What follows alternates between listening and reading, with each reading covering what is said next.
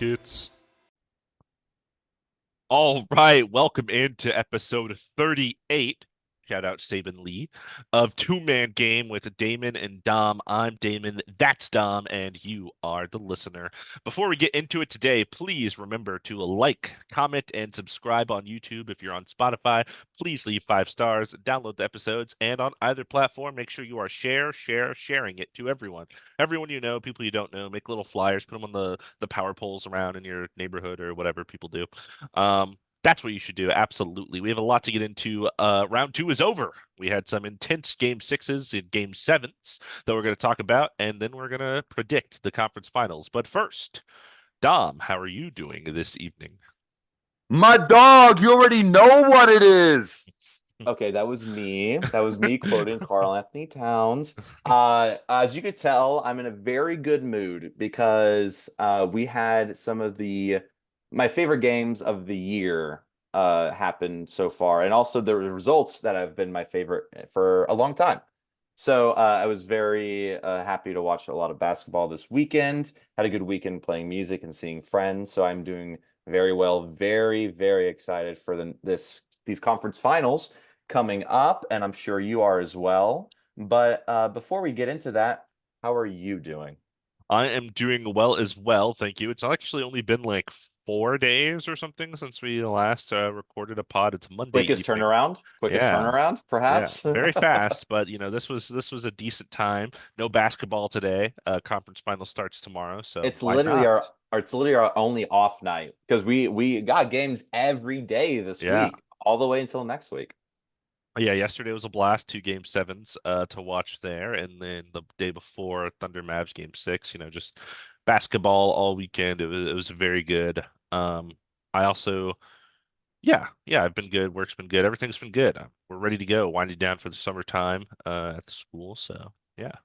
You'll have finals still, or does your school not do that? No, my Or school I doesn't know really do some, that because it's basically yeah, like it's just like you can. I mean, like the classes have finals, but it's just whenever you have the final class, and it's 1-to-1. My school, it's one teacher, one student, so they just take their final like with their teacher in their last semester, gotcha. whatever. So yeah, Yeah, that seems, doesn't like shut down our school or anything.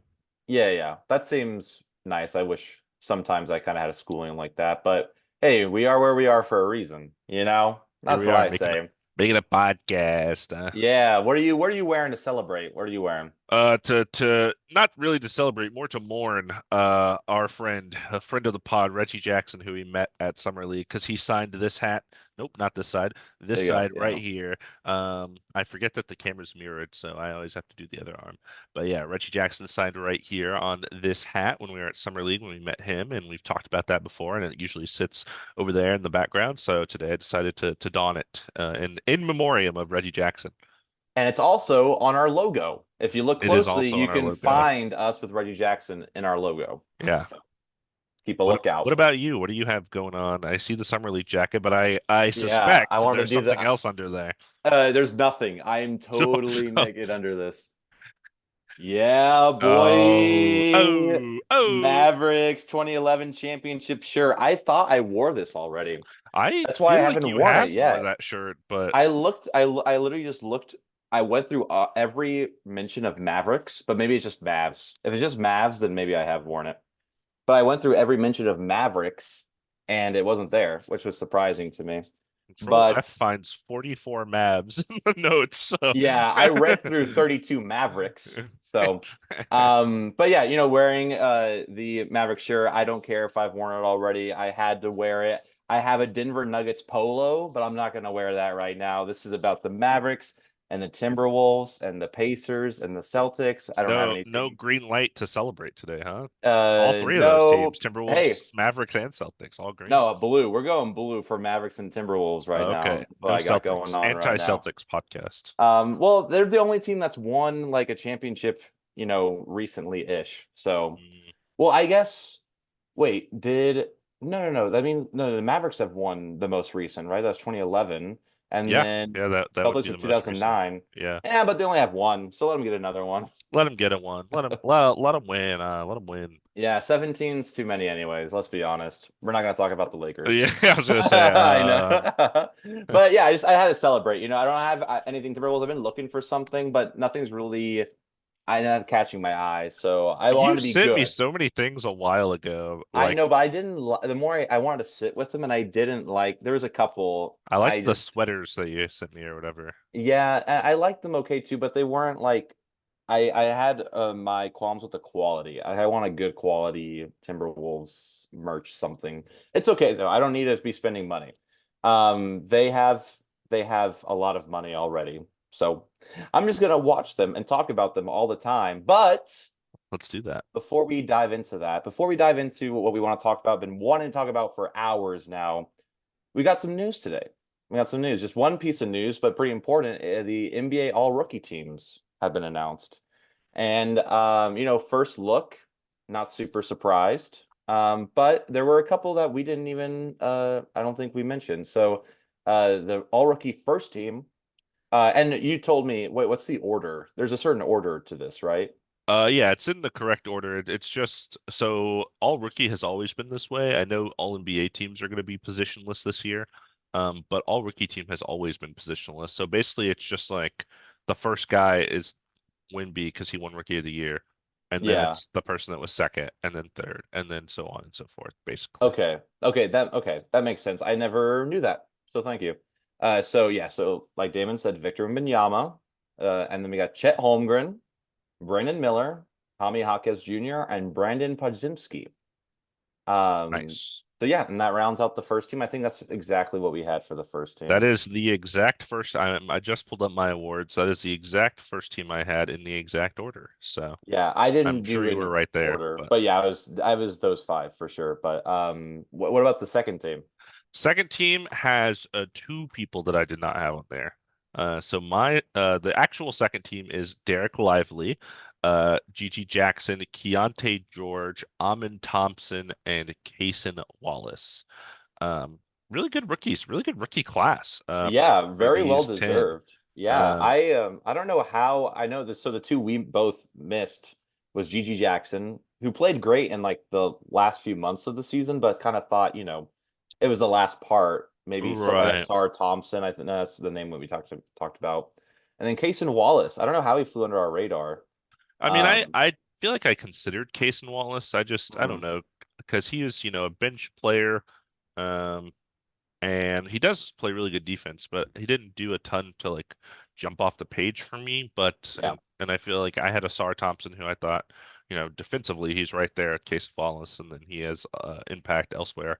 And then I also had Scoot who didn't have a great rookie year, but like he played a ton and Yeah. like did a ton, but he was obviously on a losing team. Yeah. Um, I know you mentioned when we were texting about this earlier, Trace Jackson Davis. I think Yeah. probably should have got some love here too. Absolutely, because he was definitely part of the rotation. Like some of these, like you said, Kaysen Wallace was maybe, I think like Aaron Wiggins was above the rotation. Like there's a couple of players off the bench that were played above him. So he definitely got some run in the playoffs though, and I think he did a pretty good job as a rookie, especially. But all of them had a great year, honestly. I'm proud Keontae George made it because I remember you and me watching him in summer league. It was very Oh yeah, cool. that was my third pick for Rookie of the Year. He finished you know, eighth, but Hey, that was Hey, uh he's that was there. He's that was there. pretty good for a preseason pick, I think. Absolutely. But yeah, so that's about the bit of news that we kind of got today. And I think we just want to dive right in, right? Let's just Want to dive in. Yeah, I don't know how long this is going to take, but these games were so exciting. I just wanted to talk about them quick. absolutely. Yeah, and I just want to also shout out Damon made a lot of really great detailed notes for this. So shout out Damon. You are the one of the men in my two-man game. You're the two to my man game, if that Thank makes you. sense. Thank you so much. Yeah, I basically like we're doing this podcast right now where I had the Zoom on this screen and the dock on this screen. I had the dock on this screen and the game on this screen. So I was Yeah, just watching and like typing things that I thought were noteworthy. So yeah, absolutely. I Well, figured you let's sorry, what? no, please. As I say, I figured we should kick it off with the series that ended first, Yeah, which was the Thunder and Maverick series, ended in 6 games. We talked all the way to Game 5 last time, just 4 days ago when we recorded. But now we had Game 6 on Saturday, and it was a nail biter. It was a close one. It was an exciting game to watch. It ended in dramatic fashion. Um, Shout out both teams for a good competitive series, but absolutely. let's dive in. Do you want me to go? Do you want to go? What do you want to do here? I'll dive in because you did second team, and let's just let it flow. So the Mavericks won Game 6 by 1 point. We're gonna talk about the end, I'm sure, but let's talk about a little bit about the beginning. So the Thunder started playing. They started this game very well. They were forcing turnovers early. Shea was playing a great offense. A lot of it kind of defensive Mavericks players were gravitating toward him, and he was finding these open players in transition. Lou Dort made his first three shots. Although he did end up in foul trouble pretty early, but he helped get the Thunder up 16-6. Mavericks responded using Luka's pick and roll with Derek Lively, which has been it's nice because they have that chemistry. As good as he is with Daniel Gafford, him and Lively have been playing the season a little bit longer together, and down the stretch, he was also the big that they kind of depended on. And he got some easy lobs, and Luka got some great step backs. Then, of course, in typical Thunder fashion, SGA comes back. He scores 7 straight points for the Thunder, extends their lead, and then who else but J-Dub, Jay Williams, hitting a near half-court shot to end the quarter, and the Thunder lead the first quarter 30-23. Did you see that shot? I did. It's a nice shot. It was crazy. I missed it live, but then I came back like, what did I miss? And then I looked at it, I was like, oh, I missed a really good shot. Uh, uh, yeah. Now what?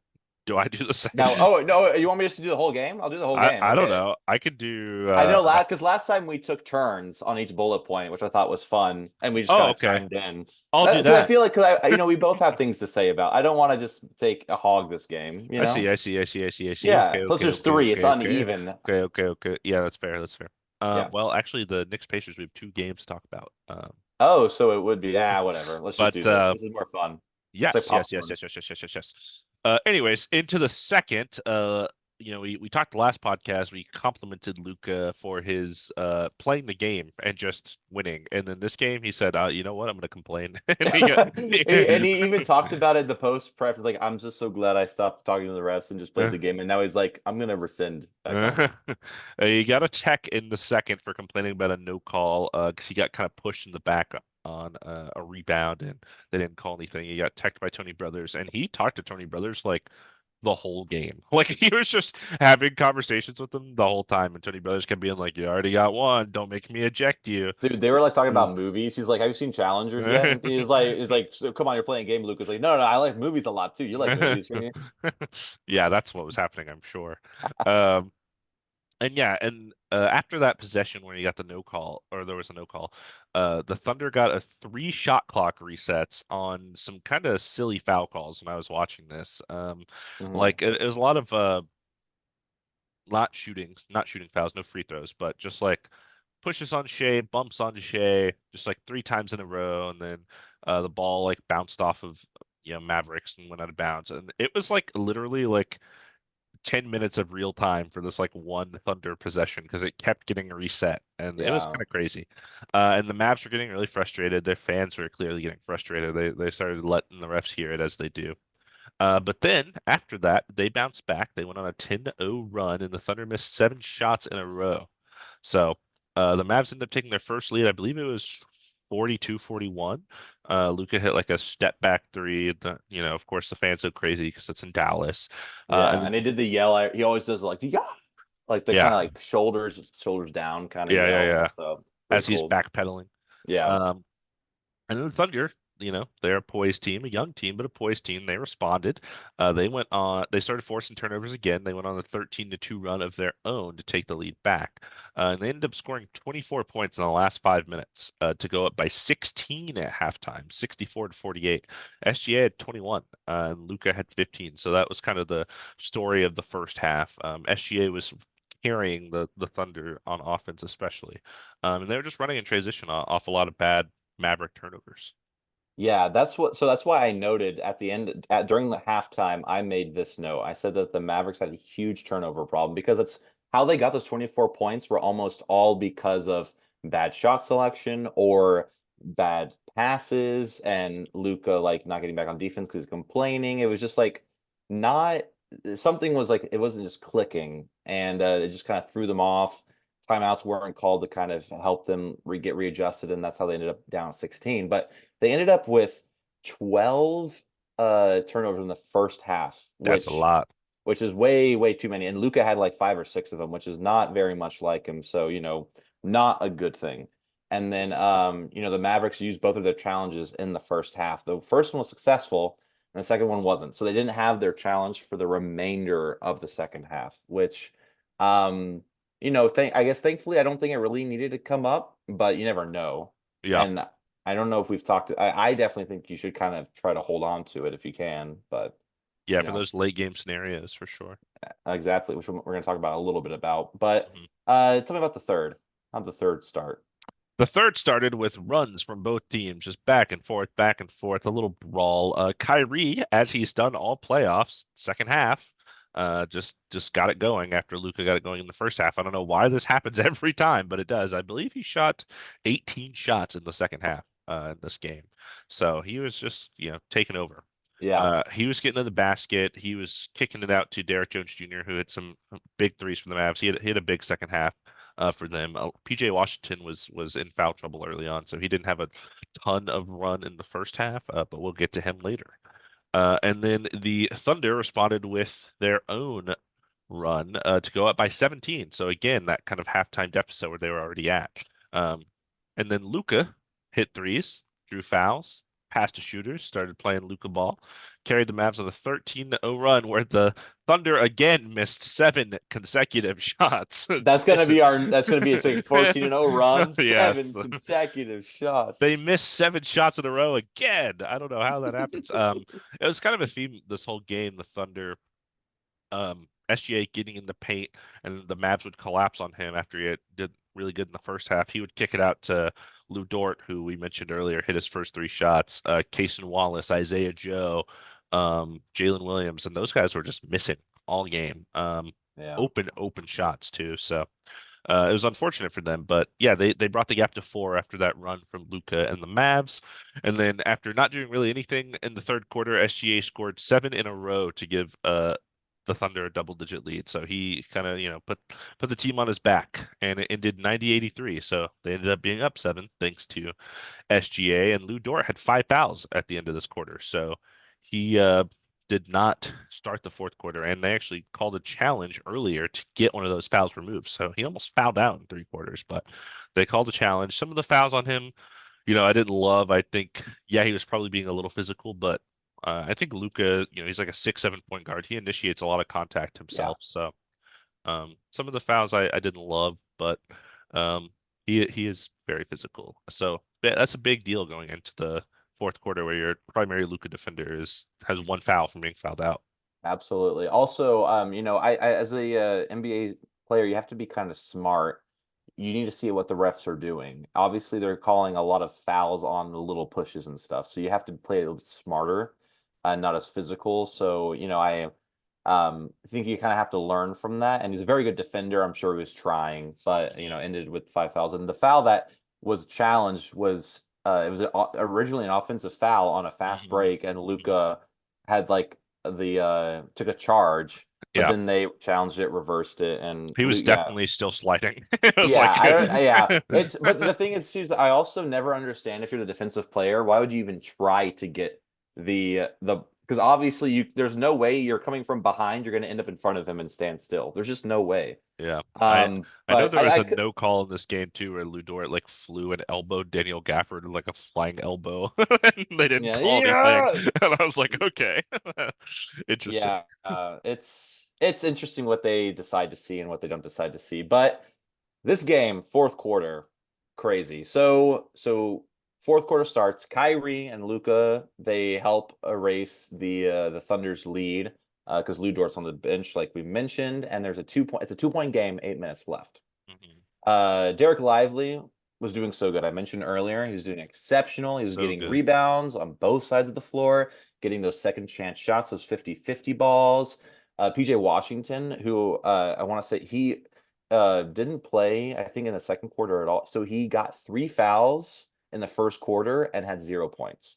Mhm. So he was basically a non-player until his fourth quarter. But man, did he. So PJ Washington, he got in early foul trouble, hit his first shot to tie the game, 105, 105, 4 minutes left. Huge shot.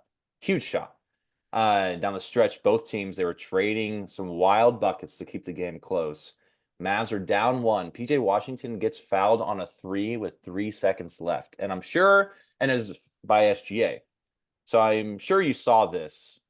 I want to know what you think. Do you think it was a foul or not? Yeah, it's tough. It was a foul by the definition of what a foul is, and the reason is, SGA. So if you haven't seen the play, PJ is in the corner, SGA jumps, SGA hits the ball, and it's all ball. It's a nice hit, but PJ's still holding it. He doesn't release the ball, and he doesn't lose control of the ball. And then after SGA has gone by, he then tries to shoot, and he hits his arm. And Yeah. that's where the foul occurs. So the reason it's a foul is because he didn't lose control of the ball when he hit it.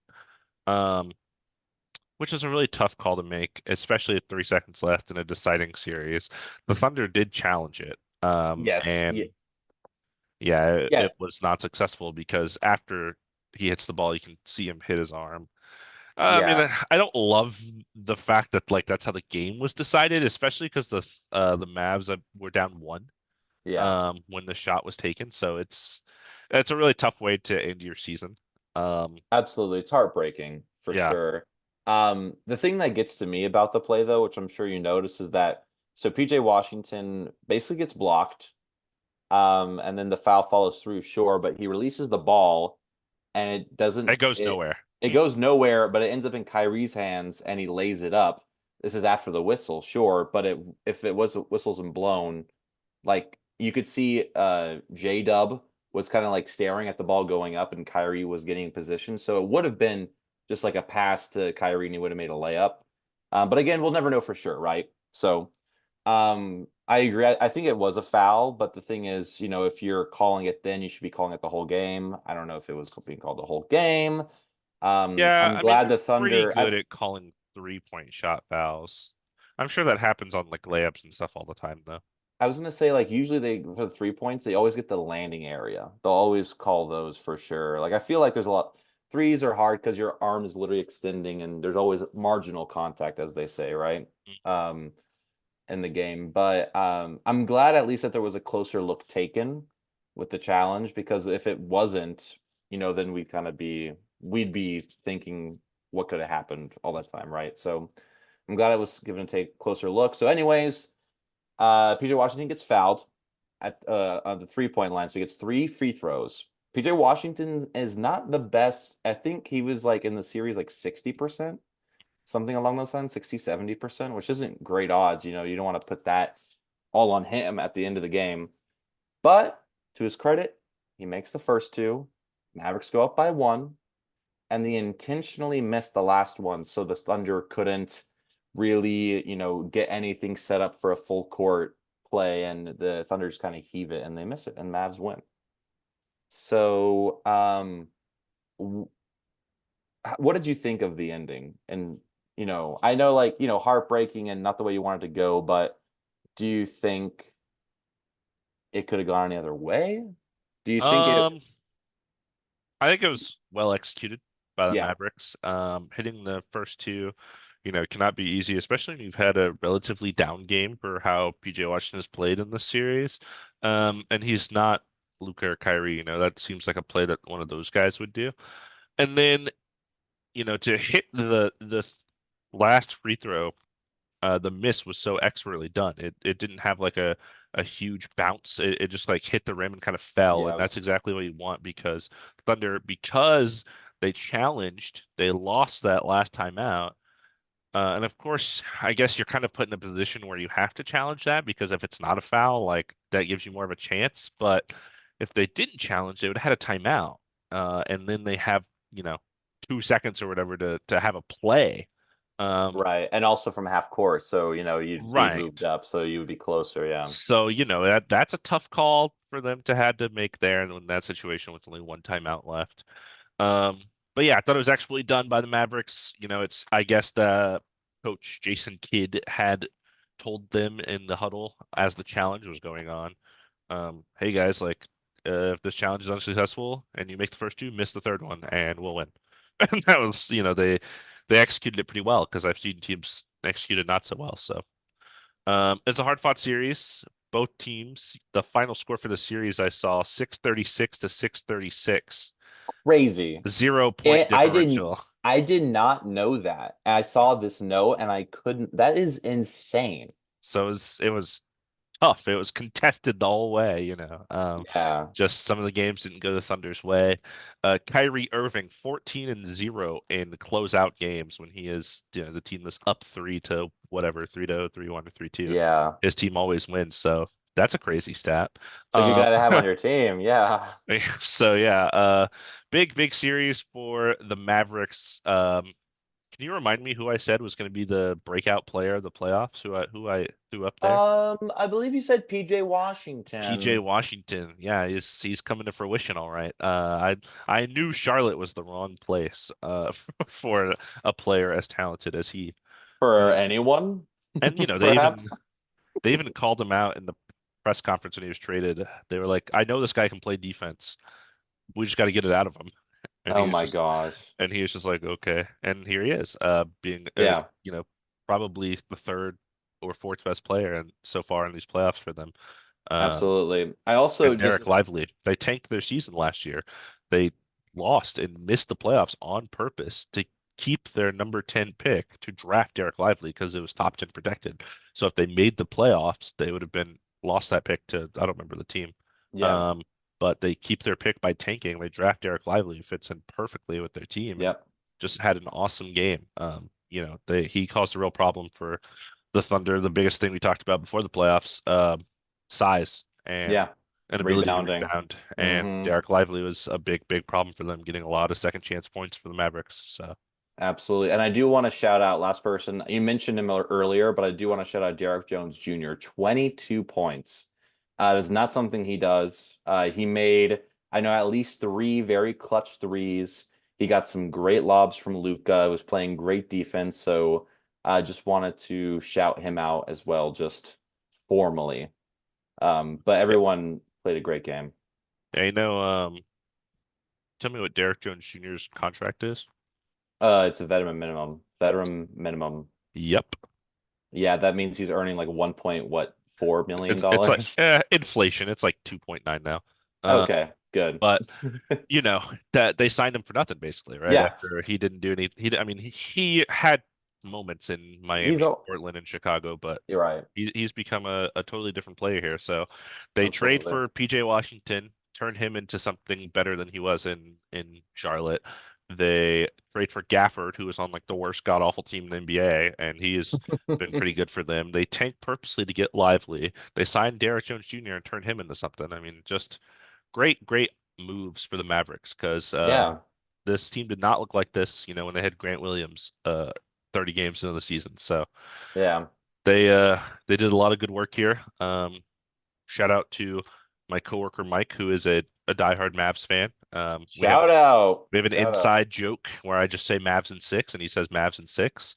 Um, and it has been Mavs in six in both series. So Yeah, well, I, we'll talk about the next one soon. We'll see. we'll see. I We'll told him today see. as he was leaving, I was like, yeah, I don't know, Mike. I don't, I don't I don't know about know. this Mavs next and one. six is kind of hard. We'll talk about it a little bit, but no, yeah. Everything that the Mavericks have done. Also, Jason Kidd has been coaching his ass off, so Mhm. making the adjustments After being needed. a very bad coach early in his career.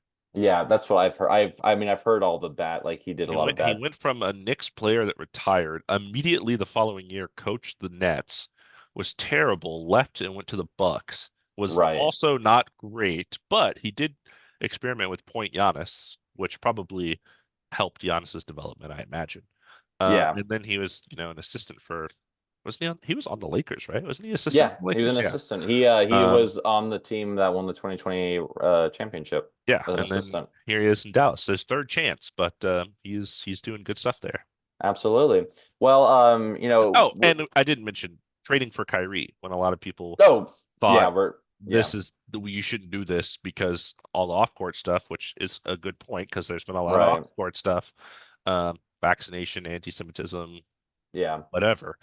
But so far in the Mavericks, he's been, I don't like to say well behaved. That sounds so silly, Yeah. but But no, he's more mature, more mature. he I hasn't think had because any of that stuff. He's accepted being the number two. He didn't want to yeah, accept that under LeBron. He went to the Celtics, tried to make, a name for himself. It didn't work out yeah, there. Joined Kevin Durant in the Nets, didn't work out there. Now here he is. So yeah. all kinds of craziness going on with the Mavs. This team in the conference finals 2 years ago, I believe, the only players on there were Luca and Tim Hardaway Jr., is what they said in the broadcast. And what I thought Uh, was, what about Dwight Powell? and Maxi Kleba. And Maxi, Maxi Kleber. I guess he's yeah, he injured. was definitely Maybe they there were talking too. about just the rotational players, I guess, Yeah, because okay. Maxi's Yeah, injured yeah. and Dwight Powell Yeah. doesn't play anymore. But I was like, wait, what about those guys? Also on the Kyrie thing, I watched the post game presser with Luca and Kyrie, and there, he mentioned that, he thanked the Mavericks organization for taking a chance on him, and he congratulated Luca a lot. He just really enjoys playing with him, and I can definitely see that when they're on the court together and off the court. So congrats to all those moves for sure. But we'd be remiss not to talk about the Thunder, Yeah. because this was like an incredible series. Shea Alexander, if no one knew who he was before the season, they have to know who he is now for sure. Superstar, bona fide. Despite the Mavericks winning, I think Shea was the best player in the series. I do agree with you. I do agree. It was Finished very number interesting. two in MVP voting, by the way. He I finished know ahead of it. Luca. Yeah, I was gonna say it was very interesting to see a series with two MVPs going head to well, two MVP candidates going head to head that didn't win. Not like an MVP versus who didn't win. It was very much, you know, and I think you kind of saw why people might have given him, second over Luca. Although, you know how I feel about Luca and Luca everything. was But hobbled. yeah, it His wasn't knee was messed up for a lot of the series. absolutely, but he did look a lot better today. Or sorry, not today, but that Saturday, game yeah. six. Yeah. So I was hoping they would win then so he can get some rest. Rest, Hopefully right? he'll be back Because good. Wednesday is game one, so he'll have a little Yeah, 4 day gap there or whatever. So absolutely. But so just before we get to the next series, Thunder are done. Thunder are out. I want to shout the out also, youngest one seed in NBA history. yeah, so Evan is a very incredible season. Congratulations to them. I want to also shout out their fans because I remember I told you when they won in Dallas, they came back and the fans were waiting for them to sue Yes. them. Guess who Yes. were waiting for them when they came back after the loss? Their fans. So, Huge. obviously they're very proud of them, and Ain't much to do in Oklahoma. yeah, might as well watch some good basketball. Like you have a really good team. So I want to ask you, what's next for the Thunder? Well, I think, something that's important to mention in this series in general that we haven't mentioned this directly, but based on how we've been talking about it, and how much praise we just sung for the others in the Mavericks, the others in the Thunder really struggled late in this series. Shea was doing his thing, like I just said, I think he was the best player in the series, but aside from that, it was a lot of question marks with the rest of their team. J-Dub had a really good season. Me and you both had him on most improved despite just being second in rookie of the year last year. Um, and this playoffs, I think he kind of struggled. The lights maybe were a little too bright. He's what, I don't know, 2021, second year player. Yeah. I'm not expecting him to be amazing already, but this is a good learning experience for him. I think Lou Dort, a little inconsistent, still your primary defender, which is really important. He probably stays. I think Chet will learn a lot from this. I think it's good for him going against the guys he went against with size, especially because in the next series, regardless of if it was Jokic or Rudy Gobert and Cat, you were not escaping the size. The size was going to be there. So I think that's something they definitely have to address in the offseason, whether it's Chet, learning how to utilize him and his abilities better so that the size is not a problem, or countering it with like someone like a PJ Washington or like an Yeah. Aaron Gordon for the Nuggets, like one of those power forwards, so a little bigger and bulkier and better equipped at rebounding. Because right now that person is Jalen Williams, I guess, who's like 6'4", and Lou Dort, who's like 6'5", because they played those two as their wings, and then they had their backcourt was SGA and Giddy. So I think what you have to do for me to make sense in the long run, obviously they discovered in the series that Giddey is kind of the odd man out of their starting lineup. He doesn't contribute much because he can't shoot, and SGA needs to have the ball in his hands a lot of the time anyways, so his playmaking kind of gets lost. Um, so you have SGA at the one, you move Dort down to the two, Jalen Williams to the three, and then you find whoever that power forward is. I think that's kind of bigger, bulkier, can space the floor still, but can be more physical in the interior, like an Aaron Gordon, PJ Washington, Yeah. etc. I don't know who that player is. I don't know if you want, based on the contract, Jeremy Grant's massive contract, but someone of that mold, I think Yeah. is important. I think off the bench, Kaysen will also develop. Isaiah Joe is a good shooter off the bench. Gordon Hayward, who they traded for at the deadline, didn't give him much. I think he played 15 minutes in the series. Yeah, and But also scored 0 points. scored 0 points, complained. I don't know if you saw that in his I did post-game not. press conference. He He said that complained. he wasn't really given the opportunity to showcase what he had, which I think is a Ugh. little unfair. I think he clearly, I watched him out there, I was like, I don't know what He you're. also, yeah, he came in late, as like they already had like the system. And I know, you bring him in because you want him to have this kind of leadership and just to kind of be like an older guy to kind of, he should just kind of be on the bench to make sure like they stay mature and like get their head in the game. Mhm. So maybe he didn't see it that way, or maybe they didn't tell him that was supposed to be, who knows, but Yeah, I I don't remember definitely agree the with you. Yeah. exact quote, but it was like, I'm frustrated because I don't think I got the opportunity to show like what I can do. But I feel like, when he was playing, he didn't even look to shoot really. He kind of just looked to pass and run around. I don't know. I Um, agree. but he was making $33 million. So he's a free agent now. That was the last year of his deal. So Yeah. now you have that contract. And of course, as we know with the Thunder, they have tons and tons and tons of draft capital. Hmm. So I think it's interesting the path they chose not to do anything this year. In fact, they kind of facilitated the Gafford and PJ Washington trades. So that kind of came back and bit them in the butt a little bit. I think they had to like rescind a pick or something to like allow Yeah. trades to go through. I don't know. Um, but I think this was good to let them go in the playoffs with this core. Like we mentioned, the youngest one seed ever. They have so much future ahead of them. But now you kind of know. Now you've played against the Pelicans. That was an injured team, but the Mavericks, a good team, conference finals 2 of the last 3 years.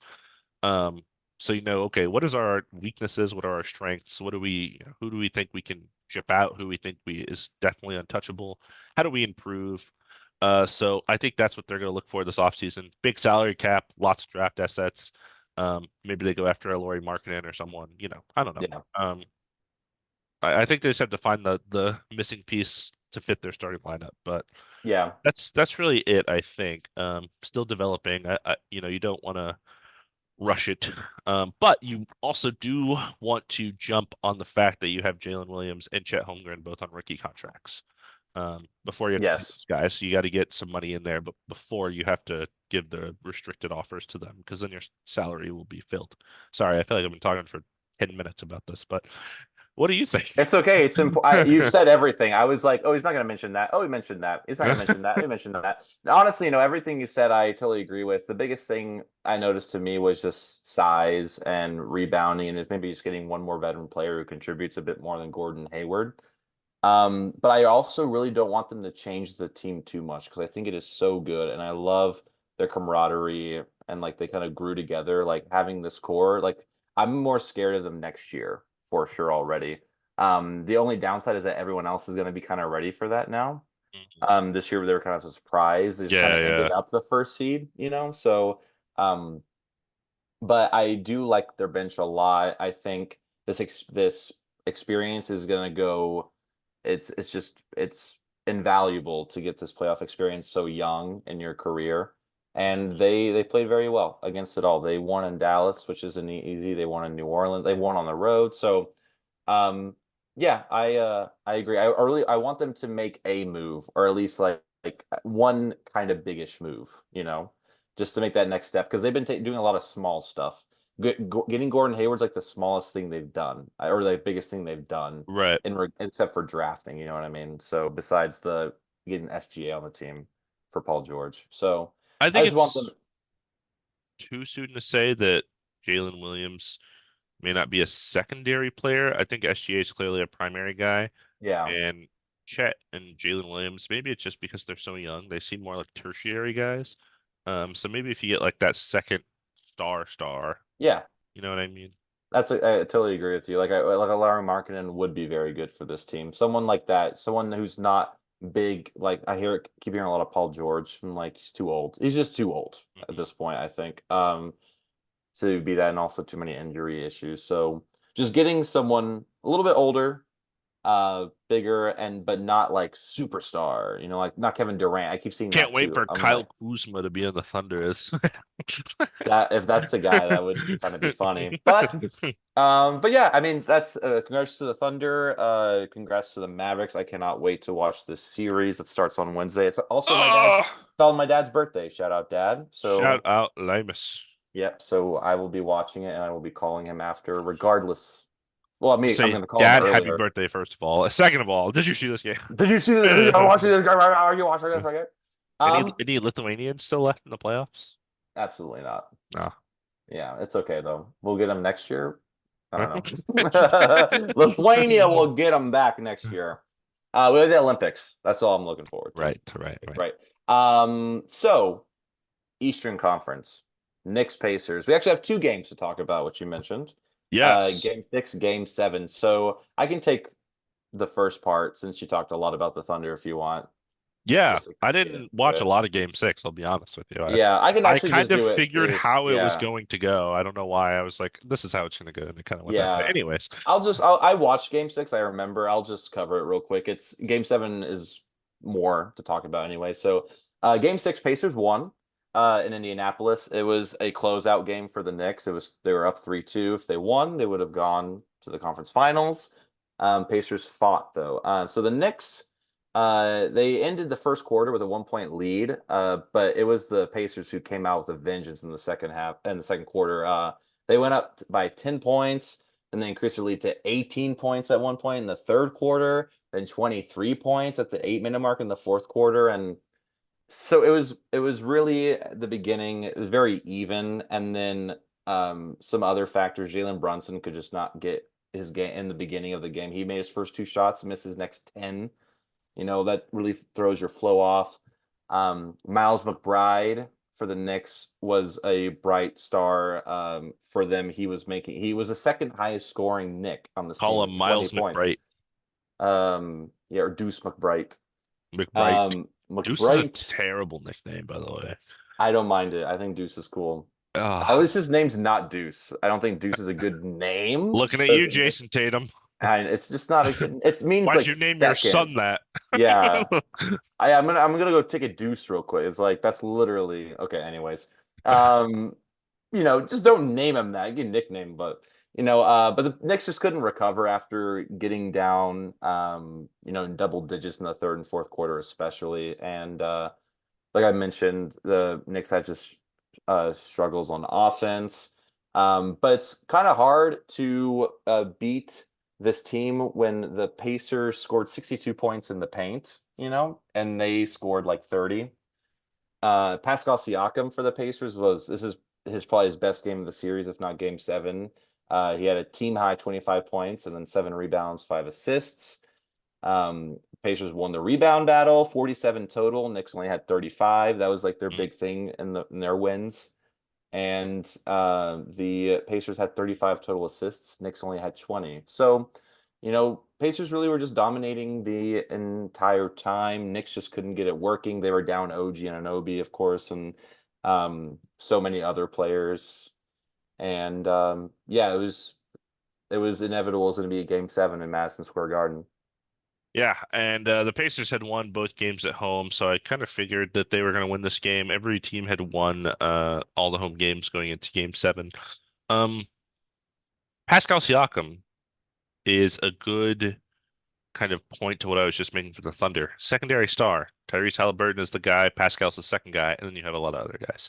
Yeah. And what did they do? They traded for him. And where are they at? The conference finals. Yep. We'll get there.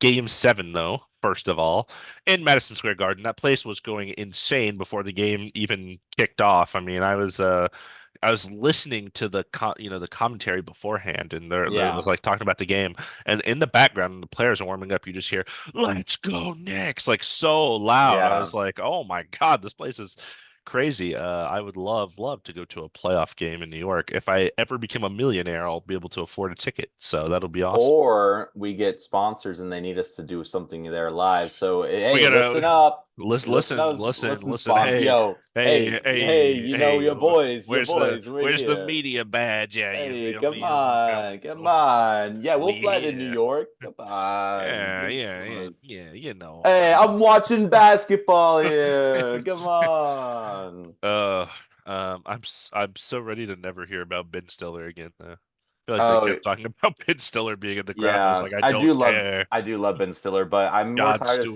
Stewart, Spike okay. Lee there all the time. Spike Lee, But he's That's different though, because he's always there. Like he I know, he's but it's there a like he ton. always it's so funny because he always just sits like on the side and he like I feel like he's trying to be a part of the game and he always looks so goofy to He me because does. he's He wearing like does. these like Yeah. giant he wears like the giant Knicks like beads or it's just a Yeah, giant yeah. neck. I don't know. I do love that he loves his team and I'm glad to see him there And there's a obviously. lot of Nick But legends. There's Walt Walt Frazier. Frazier. There's Oh, John and Starks, my favorite thing about Walt Frazier is Starberry. that every hat he wears is just a plain hat with no logo whatsoever. Did you notice that? Yeah, It was either just an orange hat or a blue hat with just nothing, completely blank. it's like he wants to be inconspicuous, but it's like It's like, yeah, you're you're an Walt NBA Frazier. player. Yeah. And That's you're in Madison Square yeah. Garden. Good luck. But yeah, anyways, game Yeah. seven. Pacers, number one offense in the league all year. They came out firing on all cylinders. They were going in transition. I noticed on both misses and makes. So even when the Knicks would make a bucket, they would get the ball quick, throw it in, and just run, run, run. And I think the reason for that, of course, as people know, or if you don't know, the Knicks are down. Many guys, like you mentioned, they are tired. They have been playing all their guys like 40 plus minutes a game for however many games this season. They're all in their last leg. Josh Hart came to this game questionable with an ab strain. And there's all like so just run, run, run, run, run, and eventually they'll stop running, and that is kind of what happened. Um, Nimhard had some good playmaking early on. I noticed. I was kind of liking what I saw from him. Siakam hit his first 5 shots in a row, so that's looking good. And then towards the end of the quarter, Tyrese Halliburton finally started taking over in MSG, and he is, the most fun to watch and at his best when he is talking and he is having fun. And he was Yep. talking to some fans on the sideline, and he was screaming at him. He was pointing at Dante DiVincenzo like he did earlier in the series, like that guy can't guard me. Um, just going crazy, which is fun to see. And then as a team in the first quarter, the Pacers had 12 assists and they shot 76% from the field, making 3/4 of their shots, right? And they also had no free throws, and they finished the quarter at 39 points with zero free throw attempts. For the Knicks, OG Anunoby was active in this game, coming off that sore hamstring. He had his first two threes. One of them was like a sideline moving three. It was kind of crazy looking. But he was wearing the super, super big leg brace, and he was just not moving well. So after I think it was like 4 minutes and 41 seconds or something like that, he was subbed out, never returned to the game. Yeah.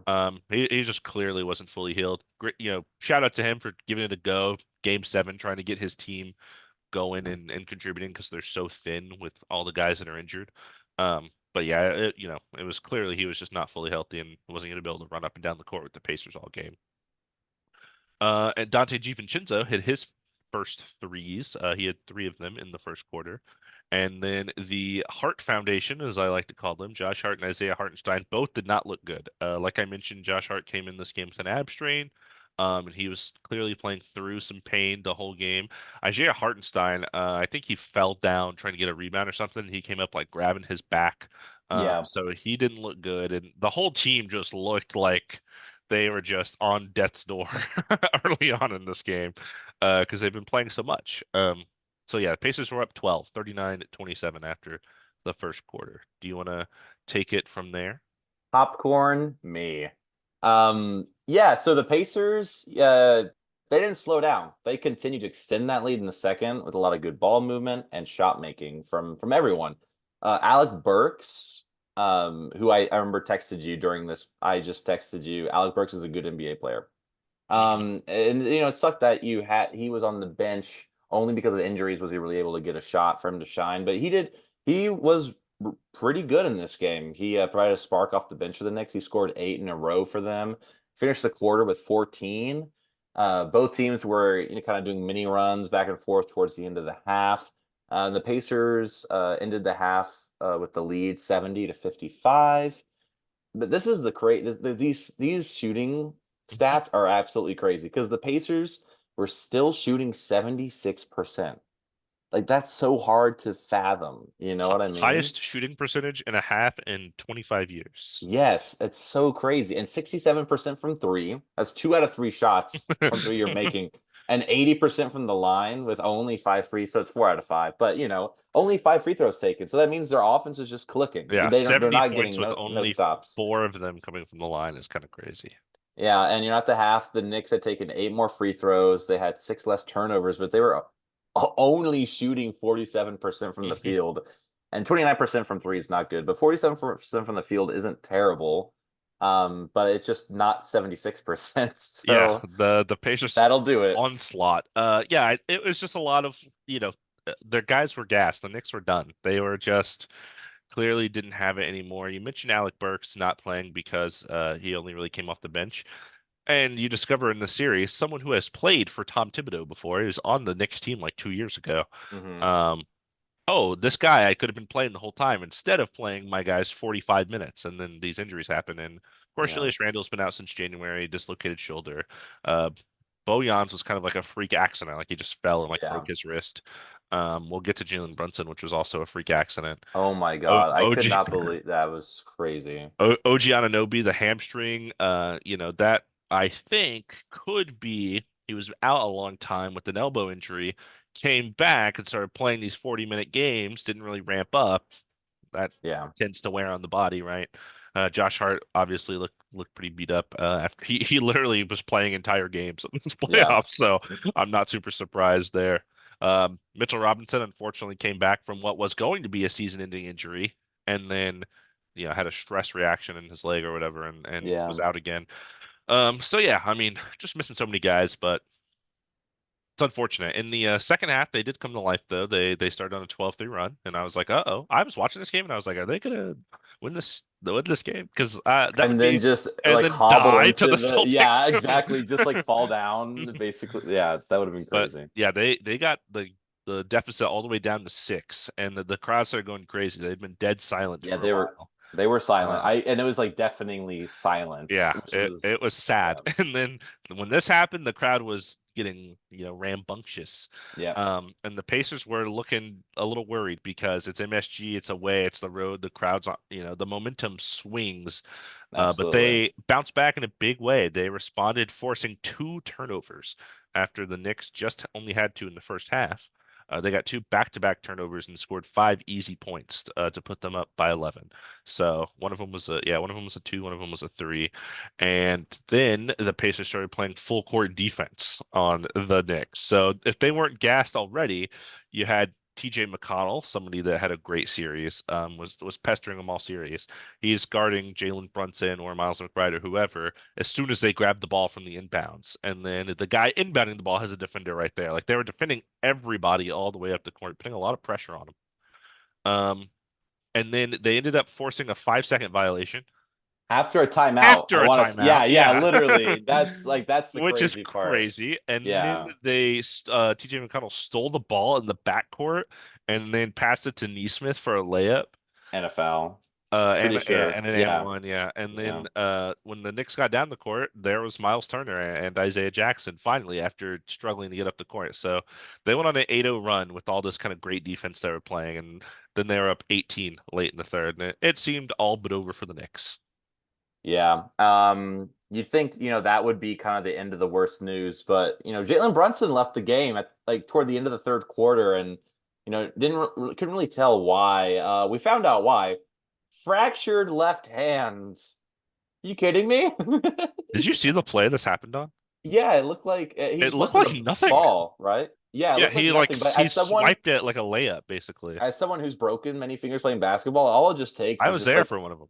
I know, and all it takes is just one little like kind of mistake with the hand, and then you can't feel your finger. It's like it's kind of crazy. It looked like nothing. Fractured left hand. Terrible, terrible blow. Even though they're already down 18, the last thing you want is your all-star superstar going out. Alec Burks, mentioning him again because he led the The Knicks on a return. 7-0 run in the fourth, trying to bring the Knicks back into it. You hear the crowd kind of getting into it, but Yeah. not really. Their enthusiasm just wasn't there as it was before. The Pacers, props to them. They never let their foot off the gas after the third quarter, and they just went down the stretch, finished with an all-around great team game, Yeah. and Everyone was so good for them. yeah, and they managed to advance to the Eastern Conference Finals to play the Celtics. And I think this is the first time 14 years, I 10. think. 10. 10 years. Really? 2014, the young Paul George Pacers played the Heat in the conference finals, the LeBron Heat. Oh, you know why I didn't know that? Because I'm looking, we have a graphic on our notes and it goes only to 2015. I thought 10 years it Mm, would show 2014. Yeah. Anyways, still 10 years. That's great. That is incredible for them to do. And talking about the Knicks, when Josh Hart, he fouled out. He got a standing ovation from the crowd. I think it was about 4 minutes left in the fourth quarter, something like that. hmm Standing ovation from the crowd. You could see him getting a little emotional on the bench, hmm as one would, of course. Very, very nice of the fans. Do that. Realize how much he's putting his body, literally playing every minute of every game, and also Dante DiVincenzo got a standing ovation when he was subbed out of this game as well. Well deserved. He played a very, very well these playoffs, and he's in a mid-level exception deal. I don't know, Right. so. Um, Sad you that know, Jalen Brunson, he had to run to the locker room for his hand, yeah, and we didn't really know what happened for a bit, but he never returned, so yeah, he didn't get that kind of send off, which is unfortunate. because he definitely would have, definitely well deserved. But all those Knicks guys like play their heart out. Precious also, Chua was great, Ugh. as he needed to be. Um, you know, Pacers finished with an NBA playoff record 67%, highest field goal percentage in a playoff game ever. yeah, that's So, incredible. That's incredible. Like that is something that no one can take away from them, and might never ever be done again for a long time. So, it's hard to beat a team when they're hitting 67% of their shots. yeah, So the average is usually like a little bit less than 50%, probably a little. regardless of, Yeah, how depleted you are, when their exactly. offense is going like that, yeah. Yeah. So, congrats to the Pacers, though. They played a 7-game series, and they won in the Madison Square Garden. What they couldn't do the first few times. So, Yeah, we predicted Knicks in five. I predicted Knicks in five. Maybe you were six or seven. But we both predicted Knicks, and I don't really blame us because they lost Mitchell Robinson and OG in the series, and Brunson at the end. So like because they before they lost them, they looked really good, they you won the know? first two games with Yeah, with OG in OG. the Yeah. lineup and Mitchell Robinson. hmm OG had like 28 in that game where he went out in hmm like the third quarter and he had 28 already. So He he was was. playing his heart out. He was playing so well in that game. So, So I don't blame us for that pick too much, but I don't, but I am very happy for the Pacers. Although, I would also be very happy for the Knicks, though. This is a series. I really like both teams. I wasn't really mhm. rooting for one or the other. I was rooting Sure, for the Pacers. I was probably rooting for the Pacers more because I do like some of their players. I've liked them more.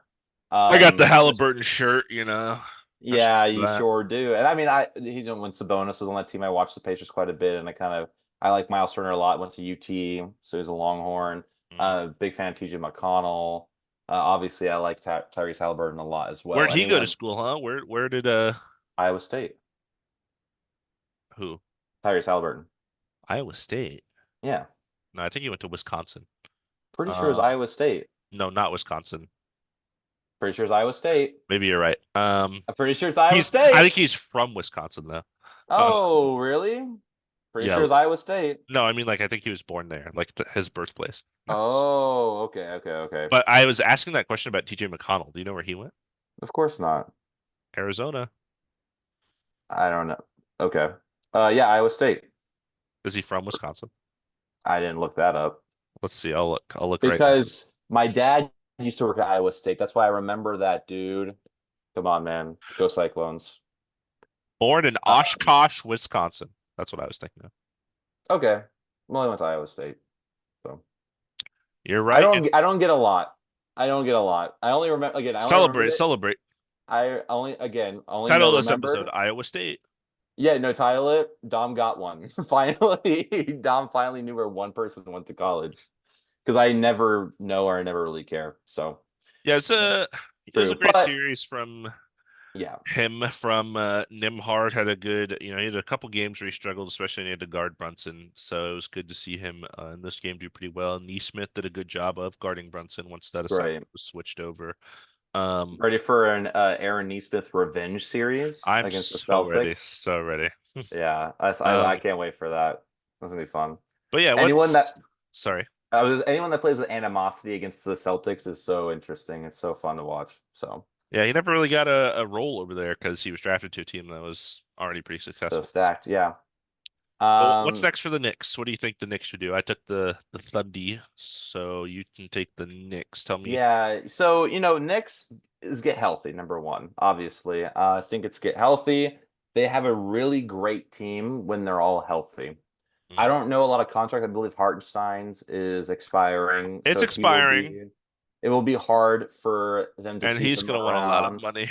Absolutely, as well deserved. He's Yeah, playing his heart out. He's great playing very playoffs. well. I believe everyone else is under contract, at least like the rotational players that played in this series. I know Brunson is. I don't know about DiVincenzo. I'm sure Hart I is. think DiVincenzo is on a pretty good deal for a while. Okay. But anyway, so I think it's really about keeping the core you have and staying healthy all year. Maybe, not running them. I think it's maybe about like solidifying your bench. I think that was one of the biggest differences between the Knicks and the Pacers is the Pacers bench was just stacked and ready to play. DiVincenzo contract next year, 11 million. Year after that, 12 million. Year after that, 12.5 million. Okay, so he was a 4-year contract, I assume. Locked down and a great deal. Great So, deal. Yeah, great. Great for them. So yeah, I really just think it's solidifying your bench, um, keeping the people who are working in the system, getting rid of people who are not, and getting more players that can just provide off the bench. I think they have a great core, and just staying healthy really is going to do them a lot of good. And I'm excited to see what they do next season for sure. I definitely didn't expect them to be second seed, so mm. we'll see what they can do next year. What about you?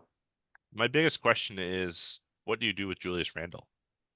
You Is know he a guy what? that fits into this core, or do you try to get off of him? They still, like the Thunder, the Knicks have a lot of draft capital still. They have like all their own picks, and they have a ton of other picks from deals they've made. What were you gonna say though? I was gonna say I forgot about him.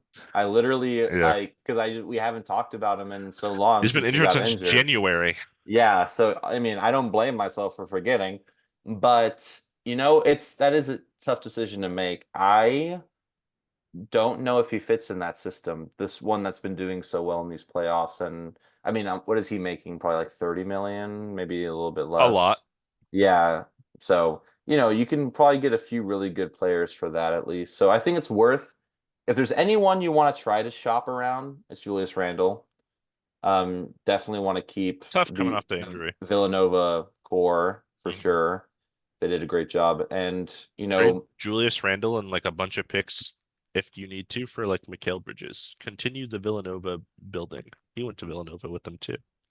there you go. That actually would be great for them, I think. And then also somehow keeping Hartenstein around would be great as well, but it would be tough. But um, yeah, that's what I think. I Yeah, think we agree on. it's tough because I feel like there are times in this playoffs where they could have used a Julius Randle to kind of alleviate some of the duties Yeah, for yeah, another Brunson. ball handler, another creator wouldn't be bad. And Yeah, Emmanuel quickly would have come in handy. yeah. Um, Quentin Grimes even could have got some run in this one. Yeah, But I guess I wonder like with Julius Randle because he can shoot threes, but he's more of a kind of traditional back down, back to the basket kind of yeah. player. With the way Brunson likes to get inside the paint and shoot mid-range jumpers and Just kind stuff, of like does him, Mitchell Robinson, who obviously does not shoot, and Randall, like all three of them in the paint, that seems kind of tough. So I don't know. yeah, some decisions to make for sure for the Knicks, but they should be very proud. It was a great season, and I can't wait to somehow try to make it to a Knicks game next year in Madison Square Garden. I don't know What? how. What? It would Dreams just to be, be.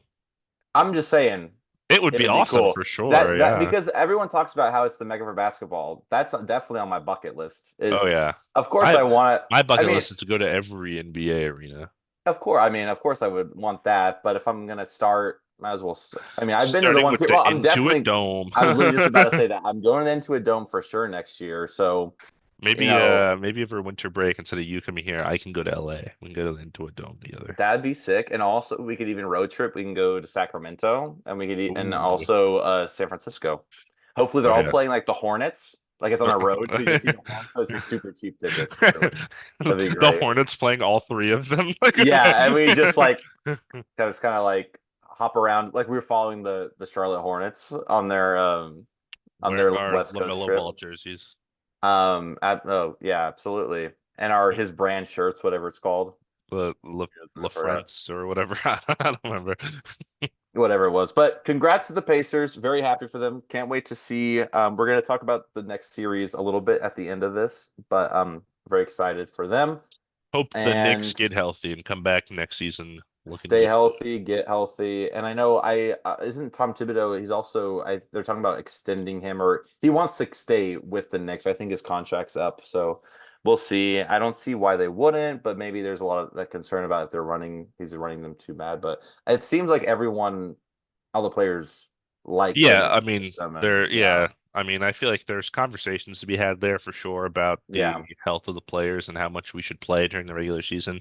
But the other end of it, right, is like Kawhi load manages all the time, yet still missed the playoffs. So, it's yeah. like whatever works for that particular player. Yeah, and all on I don't think it was. I don't really think it was that. I I mean, don't I think it was do a think the coaching minutes were a issue. little extreme, especially with the way it was scheduled. Like they played Friday night and then they played Sunday at 2:30. Like that's a really quick turnaround. Yeah, obviously don't play 48 minutes, but like cap it at like 42, 43. Yeah. Then like, And I mean, that's like I think back to like Kevin Durant when he was on the Nets, he had that one game where he played 48 minutes and had like 53 points, and it was an insane game. Um, and that was like one game though.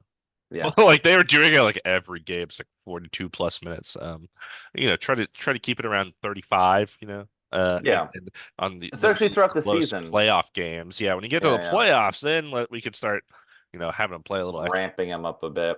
Yeah. But yeah, let's get to the last series. The This most one wrapped exciting up. one. The most exciting one wrapped up yesterday.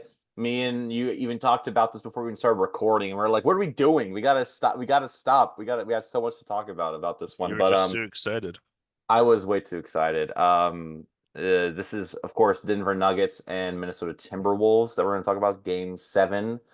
I thought it was very interesting at the end of Game 6, the presser and Minnesota. Anthony Edwards said that he told the Denver staff that we're Mhm. going to be back. You motherfuckers be ready because we're going to be back. And and he was right. They came back and they came to playing game 7. So gonna get an explicit one for this, but that's the quote. That's the quote. I'm not gonna hey, that's what my boy said. Hey, I we gotta don't do we it. don't we don't filter. We don't don't Absolutely suppress. not. Yeah. So I can start. I'll start it if you Okay. want. Yeah. So this game starts. Must say that the Denver Nuggets were wearing their worst jersey of all time. Oh The man, as soon as I 52-80. saw it, I was like, It's over. I was like, there's no way they can win. The Timberwolves were wearing a super fresh, white, clean jersey. Looks great, I do like that and jersey. I do like it quite a lot. So beginning moments of this game, both teams were playing really strong defense. They couldn't hit shots when they were open. It was 10-5 Timberwolves after the first 6 minutes. 10-5. 6 minutes of 6 minutes of basketball. basketball. Crazy. Throughout the end of the first and start of the second, Timberwolves just didn't score for over 5 minutes, and the Nuggets were able to take over the game during that time. It was led by Jamal Murray, who was having kind of a rocky series against the Timberwolves. In the beginning, came alive for game 3 and 4, and then kind of rocky again in game 5 and 6. But he started strong. He finished the half with 24 points. Jaden McDaniels was the only one who was really having any success on offense, scoring 10 early. And he is not the guy that you really expect to be scoring. He's there for defense, and then he can make shots if need be. So Mhm. really says a lot if he's the one that's making points. He The had a Nuggets were great on a game six for them too.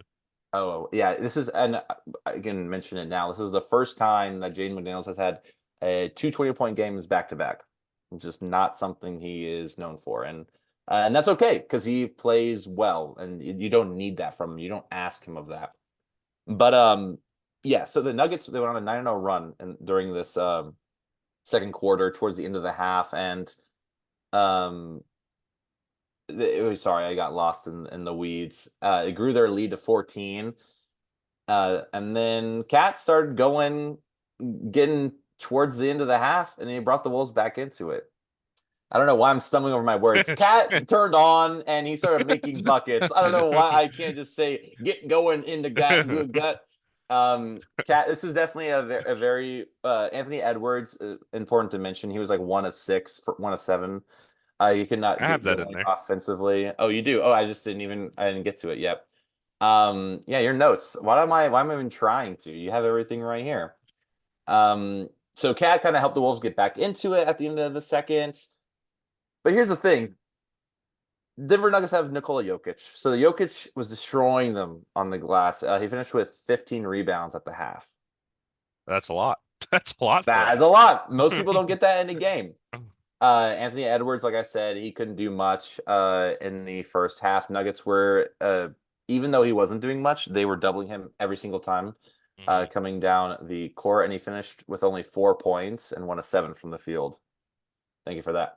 The Wolves were shooting 32% from the field at the half and 25% from three, and those their lowest half of the season. The first half ended with Nuggets up 53-38, 15 points. And also, I mean, 38 points in 2 quarters, not a lot Not of points. Also, not good in 53 2024. and also 53 points for the Nuggets is pretty low as well. So it was a Yeah. pretty low scoring game in the beginning of this one. Yeah, and the Wolves continue to struggle at the beginning of the second half. Luckily, their defense was also preventing the Nuggets offense from getting going. So they kept their deficit under 20. I think it got to 20 for just a split second there. It did, Um, yeah. and then with good defense leading into good ball movement and open shots, the Wolves went on a 19-3 run in the third quarter to bring the deficit to 4. In that stretch, the Nuggets did not score for 6 minutes of game time, which is a lot of game time. Cat was doing a really nice job on Jokic as the primary defender because in the first half, Jokic was destroying Gobert. He was just bullying him, backing him down. And I do want to take a quick second to kind of talk about this. There's been a lot of discourse around Rudy Gobert in the NBA media because NBA media has always disliked Rudy Gobert, thinking he's like an overrated defender or whatever. Um, Now the four-time winner of the Defensive Player of the Year. But here's the thing, Rudy Gobert, much like much of NBA's great defenders, Giannis is the first guy that comes to mind for me when he won Defensive Player of the Year. He's a really good help defender. Yeah. He's very good at preventing things from happening or assisting when needed. Um, I think we definitely talked about this before on the podcast, but he prevents people from going to the rim. Like the shot Yeah. attempts at the rim are just low when you play against Rudy Gobert because you don't want to because of the way he plays defense at the rim. So And even though, sorry, go ahead.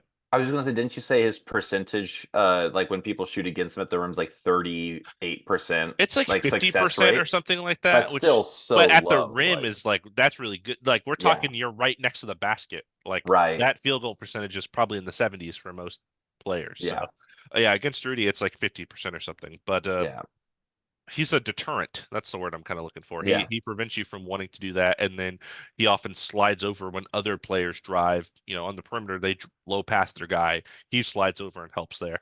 So he's not really a one-on-one defender. There are different ways to defend in the NBA. It's 5-on-5. So there was a lot of discourse because Jokic has kind of having his way with them throughout the series when he was the primary defender. Um, First of all, Nikola Jokic just won his third MVP in 4 years. The guy's a monster. Yeah. And he is so big and so strong, and he gets away with a lot of contact. I really like Jokic, but man, I'm just watching him elbow Rudy to the chest and then do like a little post fade, little post hook over him. Not a lot you can do. But Cat was doing a really good job. Cat was actually being quite physical on him. There was a couple times Jokic trying to back him down, and Cat would like have an arm on him, and Jokic just kind of like fall over, like in a way with the ball, and they didn't call a Yeah. foul or anything. Um, but Cat was doing really well on him, and Rudy kind of went back to playing help defense. And I think Jokic also he only missed like a minute in this game. In the second quarter, Yeah, I think he yeah, rested for like a it was minute. minute and a half, something like that. I So think it was in the third. He sat in the third for a minute and a half. so he's getting tired, as well. Yeah. All the big bodies against him, Gobert in the first half and then Cat in the second half. And then Cat also had a really great offensive quarter, pursuing mismatches in the post. So, previously in this series, they would double Cat when he got the ball in the post, and then he would pass out. They'd swing the ball around, try to get an open shot, which is pretty simple. In this game, they just said, you know what? We don't believe in you. Like, you can take our one-on-one mismatches in the post, and you gotta earn it because we don't want Anthony Edwards to beat us because we know he can score 50. So we want you to do it. And he was aggressive. He was like, oh, you have, little guy X on me, Christian Brown on me, Justin Holiday on me, Jamal Murray on me. I'm gonna back him down. I'm gonna get in the post and I'm gonna hit a shot. And he did that quite a lot. And then at the end of the quarter, Ant hit a step back buzzer beater to bring the Wolves within one, 67-66. Nuggets were just up one after three quarters. Pure, such a good shot, such a good step back buzzer beater.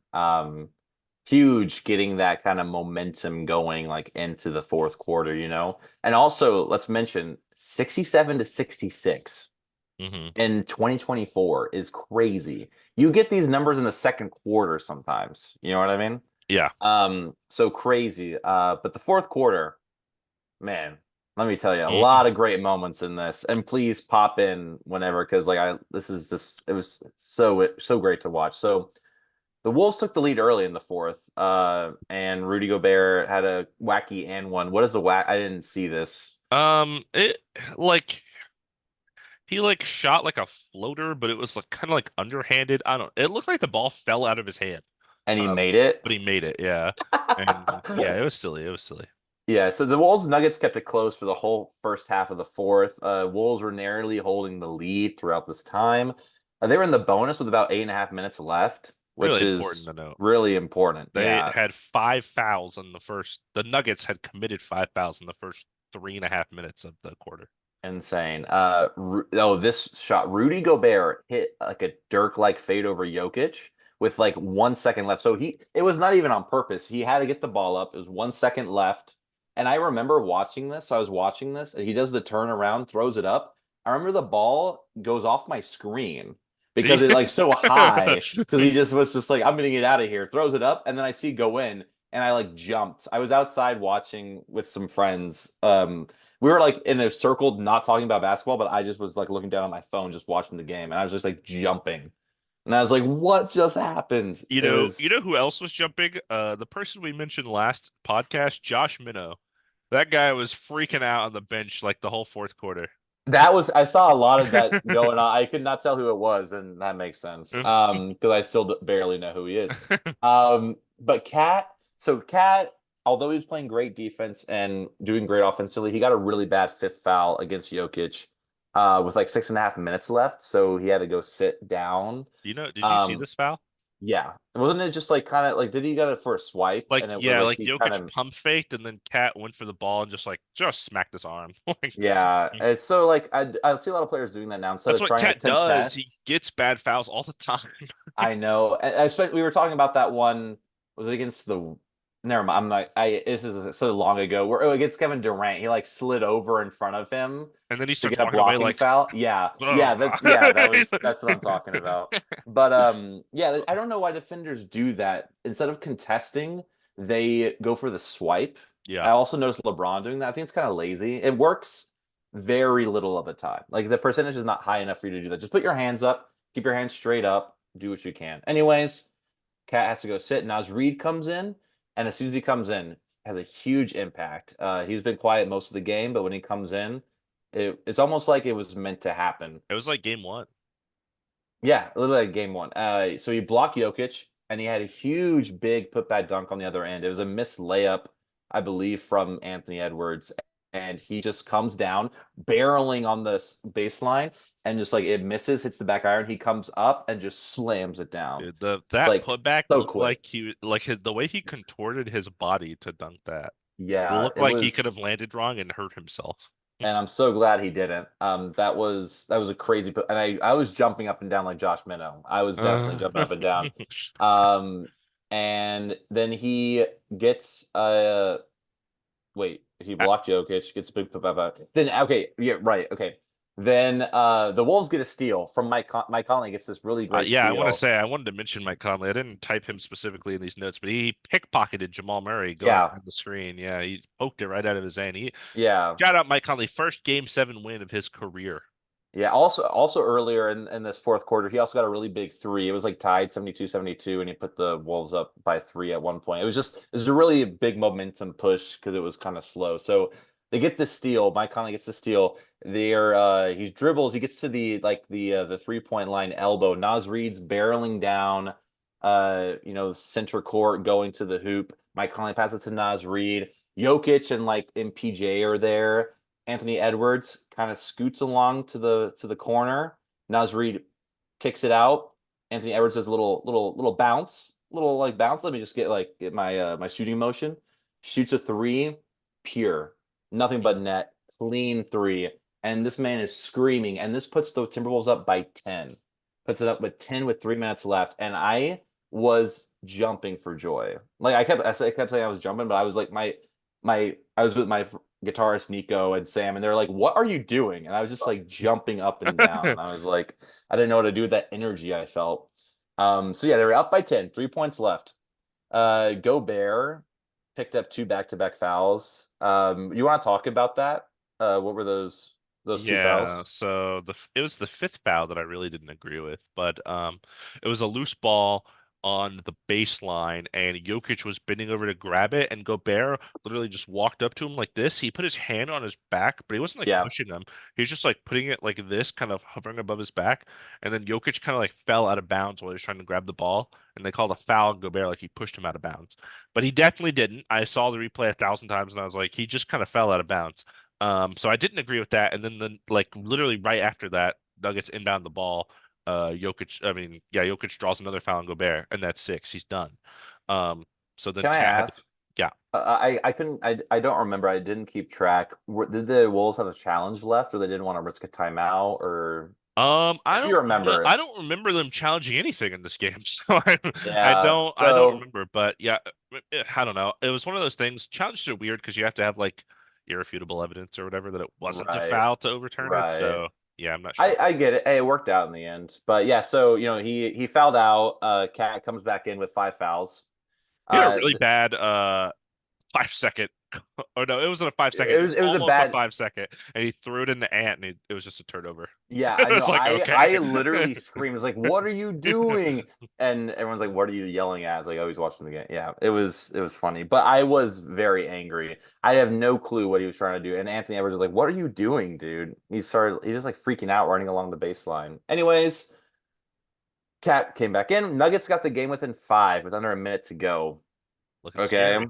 that's scary. And then who else but Cat flying in to get this nasty putback from another shot by Anthony Edwards that he missed. Karl-Anthony Towns, baby. And he just barrels down. I It was love an saying that because awesome it was what putback. he was. It was And he just comes and like literally Jokic is standing there and he's so tired from playing this whole game. He's like he's not blocking out. Just goes right past him and just comes up and slams it down. And that was and then he boom. That just was ran up the court like nothing yeah. afterwards, which was cool. Yeah, so that was, and that put the Wolves up by seven, and that was basically the end of the game. They didn't play the foul game, like the Nuggets didn't go around fouling them. I know, like Anthony Edwards, like they had it was under 24 seconds, so he was dribbling like into the front court. He was waving to the crowd, kind of Waving like in the waving crowd, yeah. goodbye. They did not He like that. yeah, Jokic talked to MPJ him about it. yeah, well, Jaden McDaniels shooting free throws, right? Yeah. Yeah, I saw that. Speaking of Jaden McDaniels. Yeah, so then and Anthony Edwards passes to Jay McDaniels because Michael Porter Jr. is playing some defense, passes to Jay McDaniels, and then he does like a bounce off, he bounces the ball off the ground, goes up to dunk it, and Jamal Murray, I think, fouls him. I think it was KCP maybe. I don't know.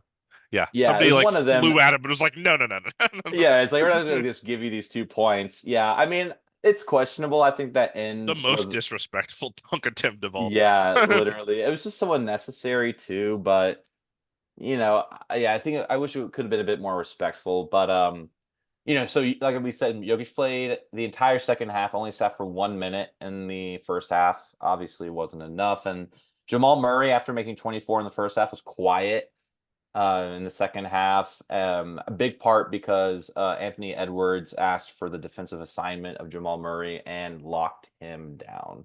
Mm. Obviously, it was a team effort defensively, but I think that was a big part of it. And then, yeah, the Wolves with about 10 minutes left to go in the third, they finished the game on a 60-32 run to complete the biggest Game 7 comeback in NBA history, despite shooting only 39% for the game.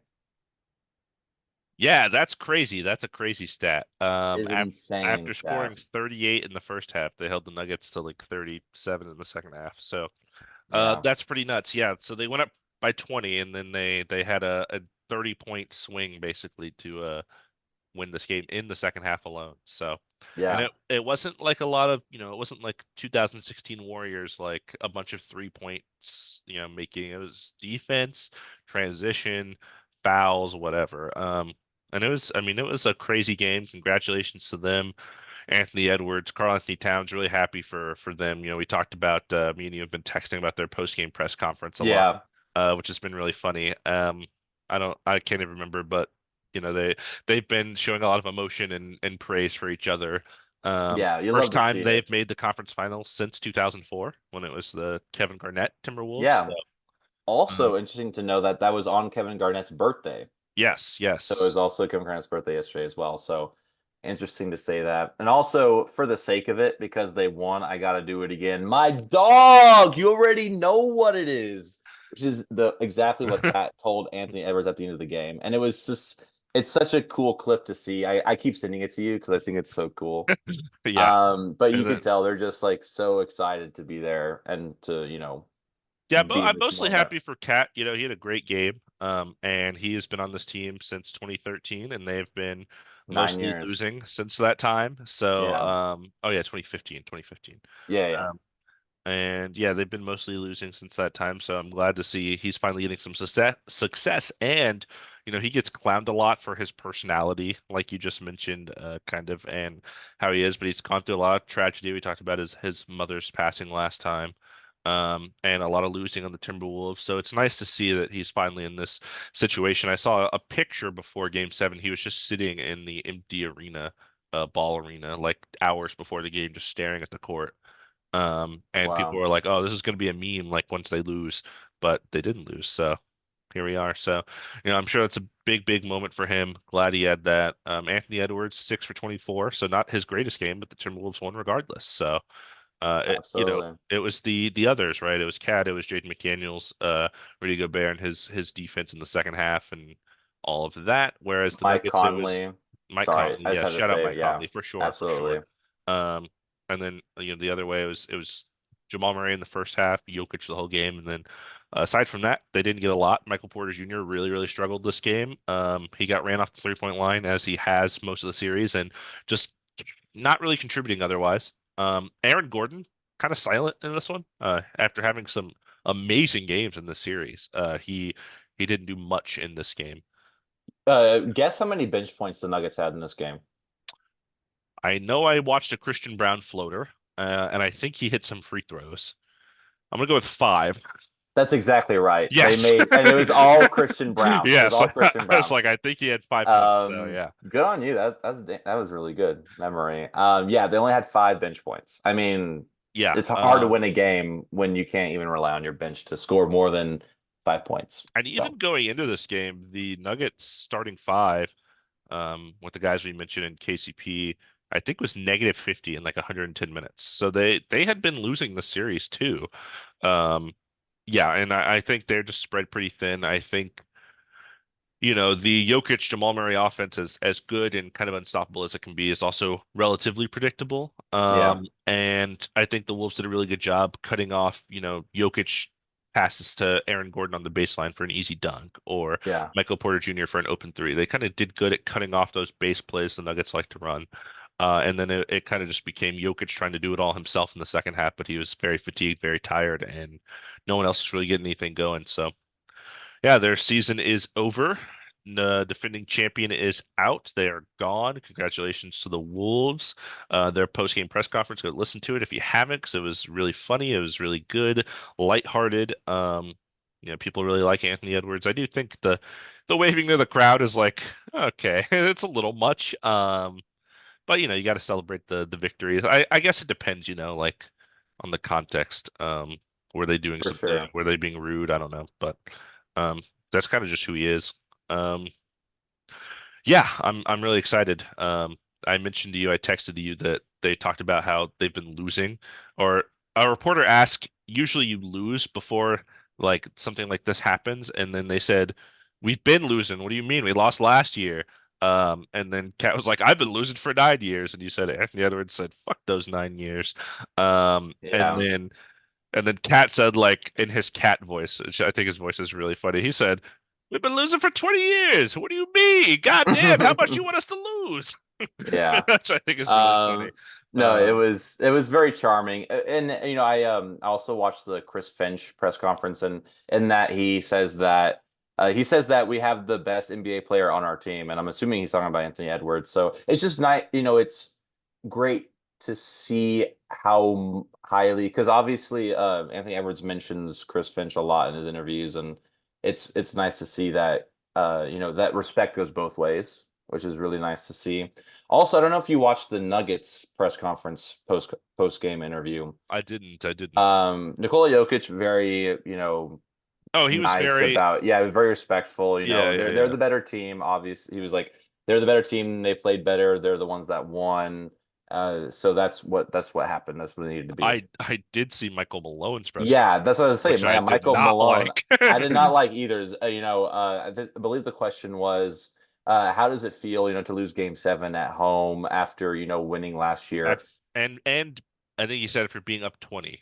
I after think being that up was an 20? important Yeah, important part of the question. Yeah. and he says, basically, how do you think it feels? It feels terrible. No, no, no, no. He says, next question. I'm not going to answer that question. Stupid ass question. So He something like said that. he said season's over. That's what sucks. Stupid ass question. Yeah. Yeah, and I was like, damn. That it's like, the it's a guy's the pretty good man's doing his question. job. Yeah, it's a reasonable question to ask, Yes, but anyways, we don't have to, he will not have any more press conferences this Brucey B is postseason. coming back. Remember that from Yeah. last year? He didn't come back. They could have used him. Yeah, they really could have, couldn't they have? But I did want to mention too, before we kind of go into next for the Nuggets. Hmm. I think this is very interesting. We're kind of talking about it. This is going to be the second time in NBA history that there are no repeat champions for a 6-year span. Hmm. Like, isn't this is just a great time for parity in the NBA. Only other time it happened was in the 70s, and also the past five defending champions have advanced past second round, or none of Have the not. Have have not. not passed the second round in the last 5 years. So um, you should love to see that, because it would get so boring when you knew it was going to be the Warriors or the Cavaliers, or something along those lines, or the Lakers or the Celtics. And now it's very well earned, I think, all around. Without barring injuries, maybe on the Knicks side, what have Mhm. you. But every team that has made it to these conference finals, well earned, well deserved, hard fought. Yeah, I'm Um, gonna break that down really quick in case people are confused. So basically, this is only the second time in which there's going to be six new champions or six different champions in a 6-year span. 2019 Raptors, 2020 Lakers, 2021 Bucks, 2022 Warriors, 2023 Nuggets, and 2024 will be a new champion, obviously, now that the Nuggets are out. And then yeah, the last five champions, so those same teams I just mentioned, the following year, the year directly after, they didn't get past the second round. yeah, So thank it's you. crazy. Yeah, it's crazy. I love it. I love it. Can't wait to see what happens. We're gonna talk about it, but just real quickly, what do you think is next for the Nuggets, though? So that you just win a championship, you make it to the second round this year, you get out in 7 games. What needs to change? Um, well, you need some depth for sure. They had the Bruce Browns, most importantly, Bruce Brown, was the guy they were missing out on this year. Jeff Green was there too, but like, you know. Um, You have KCP. He has a player option. I don't know if he's going to accept it or not. It's about 13 million. We'll see if he accepts that. Everyone else is pretty locked up. Jokic, of course, is on a huge contract. Murray is on a huge contract. Michael Porter Jr. is on a huge contract. Too, by the way. His contract is like 30 plus million every year. So that's not great. We'll see kind of how he develops. Yeah. And then Aaron Gordon signed an extension until 2025, so he has one more year left in the tank. We'll see kind of how that goes. But aside from that, you do hope more Christian Brown development for sure. He, I think, showed a lot of spirit. When the Nuggets looked pretty dispirited in the third quarter, he came in, hit a floater. It was like the first shot that he had. He broke the scoring drought after like 6 minutes. And then he like looked around and clapped and he said, "Let's go. Come on, come on." Like he was trying to get him back into it. So you like to see Yeah. that. Um, Absolutely. Peyton Watson got played out of the series, but maybe if he develops more of an offensive game and kind of fits into that system after another year of working with them, he can kind of become a guy for them and maybe fill that Bruce Brown role from last year, Yeah. perhaps. That can be important. You need a backup center. You need some sort of alleviation for Jokic. DeAndre Jordan is a million years old and doesn't play. Zeke Nnaji hasn't really worked out for them, unfortunately.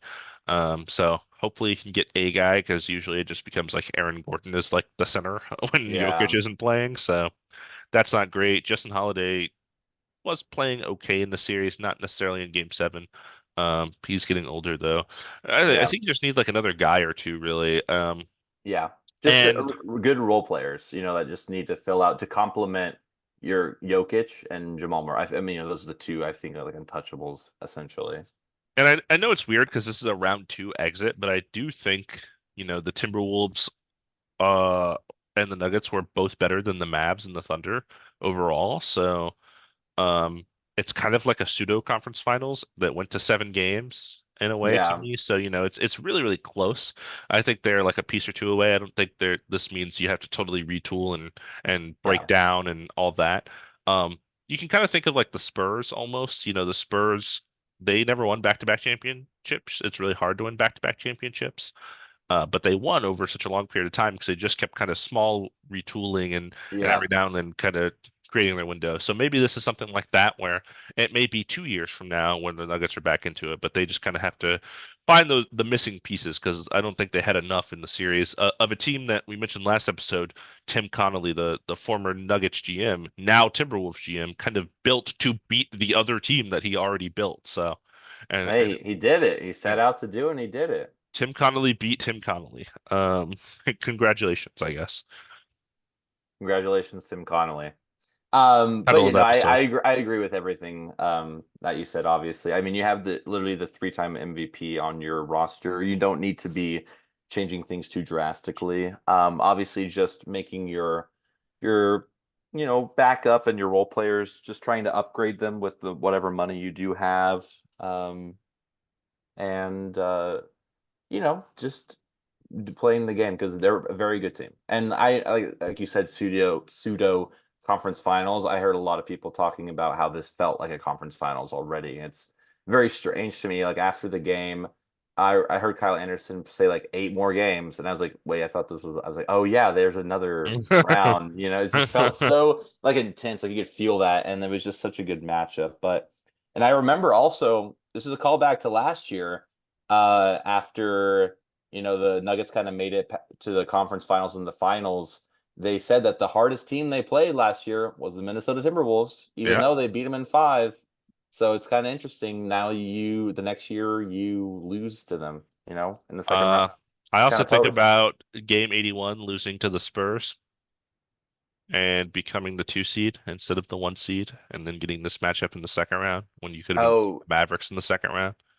is that okay? I didn't understand it. 81 game 81 because they of the So in-season the tournament. you know the no no no no no the way the season broke down, the Thunder, Nuggets, and Timberwolves were all very close in record, and then Yeah. in the second to last game of the season, the Nuggets lost to the Spurs. Um, maybe Oh, without because there's 82 games in the because there's season, not 82 80. games in the season. Oh my, I literally was like, there's an extra game. I'm so okay. Nope, nope. Yep. And because of that, they ended up as the 2 seed instead of the 1 seed. So they ended up in the Wolves side of the bracket. So Gotcha. Things hindsight's 2020. You learn what you can. But hey, let's talk a little bit about the conference finals. Congrats to the, Nuggets. You had a great year, but it's Minnesota Timberwolves. It's about Minnesota Timberwolves, Dallas Mavericks, Indiana Pacers, Boston Celtics. The Uh, final four. the final four. So quick reactions, real quick. Celtics Pacers. Tell me how many? Who's winning? How many? I'm gonna Can you make just tell me why? an original take here. I think the Celtics are gonna win in five. I- Celtics in uh, five. yeah, it's so weird because I feel like the Celtics have just like I forget that they are in the playoffs. Yeah, It's me like too. they're just breezing through the And first resting. rounds. They've been resting for Yeah, they've been forever. waiting. They've been waiting a while. I think the Pacers are definitely, it's weird. They both kind of went through injury-riddled teams. The Celtics with Jimmy Butler, who was out, the Cavs, of course, missing Donovan Mitchell those last couple games, Jared Allen the whole series. And then the Pacers went through the Bucks without Giannis, and then Dame later, and then the Knicks, who are falling apart as the series is going on. Everyone. So Yeah. it's like the two healthy teams have made it to the conference finals. Well, I guess the Celtics will be without Porzingis the first two games at least. I Yeah, at least was the the first two. report. So, Yeah. um, here's Okay. the thing that's tough about this for the Pacers. I love the way they play. I love how quick they are. The defensive matchups for me really favor the Celtics because here's why. I think they don't have guys that are big enough and fast enough to guard Jason Tatum and Jaylen Brown. They Yeah. have Neesmith, who's like 6'5". Jaylen Brown's like 6'6". Tatum's like 6'8". And he can be on one of them and maybe do an okay job. I have no idea who you put on the other person. I guess Pascal Yeah. has to take one of those assignments. And that's tough for him. He's a little older now. He's like 30, I think. Um, so I'm a And he's little just worried about also that. not, yeah, he's also just not known for being a great defender. I mean, he can be pretty good. He's just No, old. he's good, but he's not Jason Tatum. I'm gonna guard Jason Tatum. It's not who you'd like ideally want on Jason Tatum, right? So Yeah, and then on the other end, I am very worried about the Pacers offense getting out of rhythm because of Drew Holiday. I was watching that, I think it was game five. I was watching the defensive possession of Drew Holiday just hounding Darius Garland like all around the court. I think you've maybe even mentioned this a couple pods ago, and at the time I wasn't sure what you were referencing, and then I saw this and I was like, "Oh my God, what is happening?" Um, yeah, and if you have that on Tyrese Halliburton, that's going to really, I think, kind of muck up their offense. And then you also have Derek White to throw in there too for, possessions at a time. So I just feel like the matchups really, really favor the Celtics here. yeah, I do think if you can, as the Pacers like to do, get out in transition, yeah. and not allow the Celtics to kind of set their defense, that really favors them. I think Miles Turner is going to be a big, big part of this series I was literally just about to say that because especially with Porzingis out, with Porzingis out. The Celtics have been playing Luke Cornett in the playoffs, so Miles Turner is their time to shine if when he's in. yeah, and Al And Horford's Al Horford 50. is Yeah, yeah yeah. is So is dust basically. So he's I good, but he's dust. I, Yeah. I think it's definitely a Miles Turner series. I wonder kind of who steps up to kind of play with the Celtics. Kind of big guys. They are not as deep, I think, as people think. Playing Luke Cornett, playing Sam Yeah. Hauser, playing Peyton Hmm. Pritchard. None of Right. these guys are like super great NBA players. I would much rather have TJ McConnell and Ben Shepherd even, and Yeah. these other guys off the bench like the Pacers have. Obi Toppin, I think, could be Isaiah Jackson's good as Isaiah well. Jackson. Yeah, so they have the depth, and I think the way they play basketball with the fast pace could give the Celtics some trouble. I do think the Celtics are a better team. I think I mean, if the Pacers, if they're hounding like they were hounding the Knicks on, Yeah. full court kind of Full defense, court. I Yeah. think they could cause some problems. It really becomes for me, can Tatum and Brown take advantage of the mismatches I think they'll often have on defense because they just don't have a lot of guys to guard them, and I'm sure they'll hunt Halliburton as well, using, Drew Holiday or Derek White. Those are the guys that Halliburton's probably going to be on. Yeah. So you set a screen for one of those guys, and then you get the Tatum to Halliburton switch, and you just hunt that over and over again. Um, so yeah, you know what? I really like how the Pacers have played. I'll say Celtics in six. I'll give them another game. I was literally just about to say Celtics in six because when I think back to the regular season, I think the Celtics had the they had the series, I think like 3-2 or something, out of all the games they played. But the Pacers, out of all the Eastern Conference teams, I think the Pacers match up kind of well against the Celtics. Hmm. Um, to kind of beat them sometimes, but I do agree. I think Celtics have just they've gotten a lot of rest. They're basically healthy, except for Porzingis when he comes back, hopefully sooner rather than later.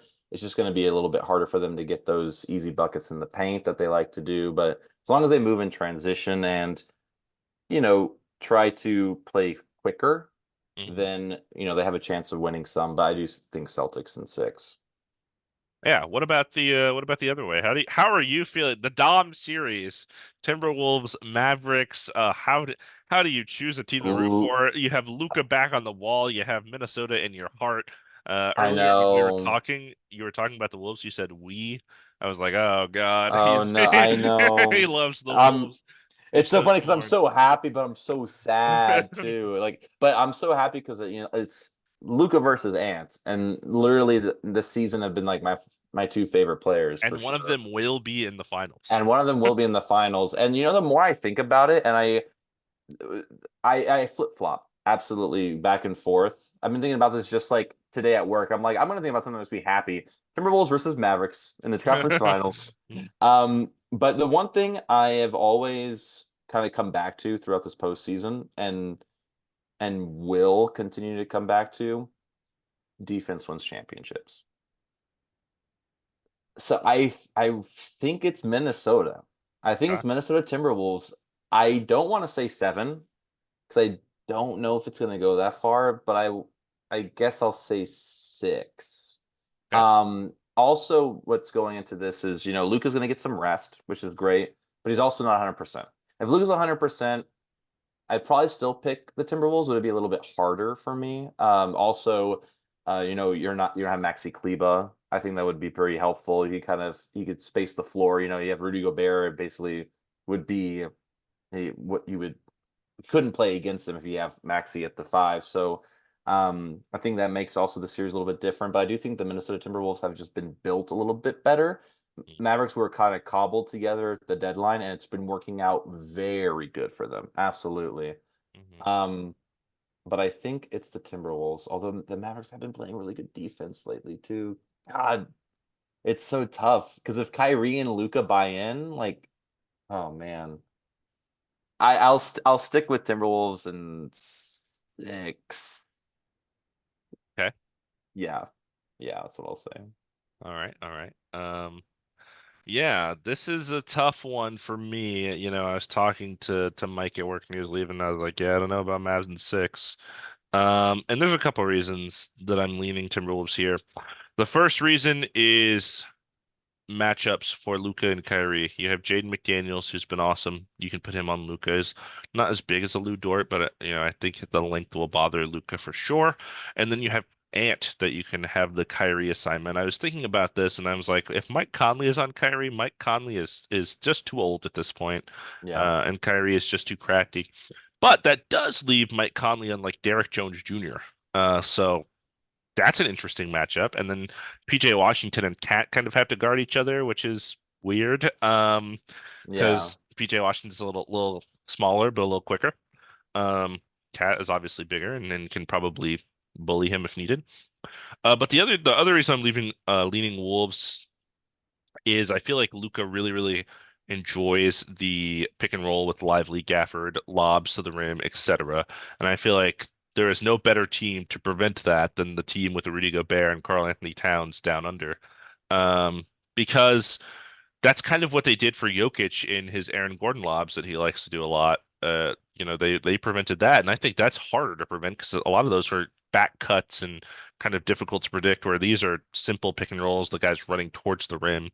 Um, so I think that'll be really difficult. I'm sure Luca will try, as he has done with Zubac in the past, to get him on the switch and like do the step back three on Rudy and things like that, which could work. But um, what's up?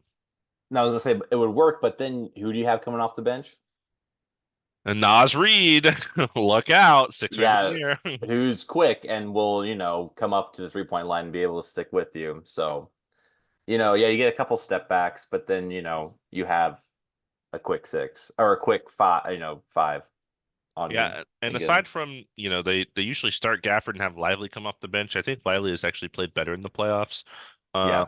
Aside from that, you have Tim Hardaway, who I'm like, God, I don't want to watch you play basketball anymore. It sucks because I'm still gonna keep guessing him for the Pirtle because it's gonna be him at some point. It's so funny.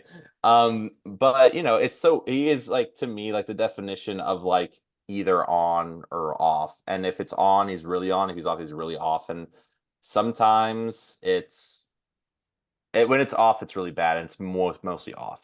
So Yeah, man, that one possession, I don't know. I don't remember if it was you I was talking about this. He like shot the ball off the backboard and then you told me about it, but then he also was this on the similarly. podcast I talked about this? Perhaps, I maybe, don't know, man. perhaps. Why would I ever say perhaps in a conversation? Perhaps. Perhaps. I can't believe I said that. It's it's Um, it's midnight for me, 10 for you. It's late, it's late. Perhaps. I'm not even drinking wine this time. I'm just drinking water. But there's also possession where he sunk a three. Next possession, he like Kyrie comes around for a back cut, throws it to him, but it throws it just straight out of bounds, like literally, Mm, like no one there. And yeah. it's so like that's like the most Tim Hardaway thing I've ever seen. So, anyways, continue. You were talking about But yeah, I'm everyone. a little worried about their depth aside from that. You got a lot of Jaden Hardy coming out in the Thunder series, and he played okay. He definitely had a couple bonehead plays here and there, as young players often do. But aside from that, there wasn't a ton of guys. I do worry with the physicality of the Wolves if the Mavs get in foul trouble with some of their guys, who's going to kind of step up to the plate. Yeah, Um, Dante Exum. I mean, he didn't really that play. that guy They played got him off. benched in that Yeah, I series know. I know. He could come. after I having mean, a he really was good good in the season. regular. Yeah, I know. Yeah. We'll see. I do think though, you kind of mentioned the Mavs have been getting better and better as the playoffs go on. I Hmm. feel like the trade deadline, they haven't had that much time, but it seems like they're gelling more and more kind of each game goes on. And the Wolves, as we saw in the Nuggets series, they have games where they just can't get their offense going. Um, so if they don't get their offense going, but then you got Luka and Kyrie on the other end who are doing really well, that can be, can pose disaster for them. Um, but ultimately, I think, do I think the Mavs are better than the Nuggets? Probably not. Yeah, Um, and I think the Wolves also can probably learn from that series they just played and know kind of what to, how to adjust as we go on. So I'm going to say Wolves, and I am going to say in seven. I was originally thinking in six as well, but then I picked Celtics in six, and then I thought about how well the Mavs have been playing and how healthy Luka was in the last game, and with this rest period, he may be even better yeah, coming into this. So um, I think it's close though. I think it'll be a really good, fun series. I do, even though the Nuggets Wolves was 7 games. A lot of those games were blowouts. So I do hope that these games are closer and yeah, competitive the whole way rather than just like, okay, we got blown out. Now you get blown out. Because that was kind of silly. But yeah. yeah, I think it'll be a lot of. It seems to me like it'll be a lot of runs. I think the defense will be there, obviously. Well, not obviously. But I think the defense will be there for both teams. I think the Mavericks will kind of buy in. I think they'll notice that's really what helped them a lot. here Yes. here is something that is really, really important in the series. I actually think this will determine the series. Tell me. This is the sole thing. Okay, everyone that listens to this that is plays in the NBA. I know Anthony. I know you're listening. Listen to this right now. Well, It's it's not important. it's nothing they can do about it. Oh, okay. Never mind then. You can ignore it. It's the officiating. Oh my God. I You're think here's why. Here's why I'm saying this, okay? The first 2 games of the Wolves Nuggets, the Wolves were very physical yeah. and they kind of had their way with the Nuggets and just played them off the court. Games 3, 4, and 5, the officiating was quick. The whistles were quick. The Wolves couldn't play their defense. Kind of messed them up. The Nuggets came back, won 3 in a row. So I think it kind of depends on how physical are these teams allowed to play. How much is Luka going to complain to the I referees and was get literally just. away with it? I think it depends on how much Luka complains and gets teed up for complaints. Like, brother, just play the. Because I do think Play they'll the be physical and I do think he'll complain, but how much do they allow either team to get away with? I feel like that's as silly as it sounds, that's a factor in the series more than I want it to be, is how much do the refs allow them to just play? So that's a problem when it's literally like it's not based on who's better. It's just based on what they're gonna call or not. It's Like if the Wolves are Ridiculous. allowed to play physical, I'm gonna say the Wolves. But if they get like quick whistles and then foul trouble, and Luca can kind of just do what he wants, then I'm kind of leaning Mavs. Yeah, it's tough. Yeah.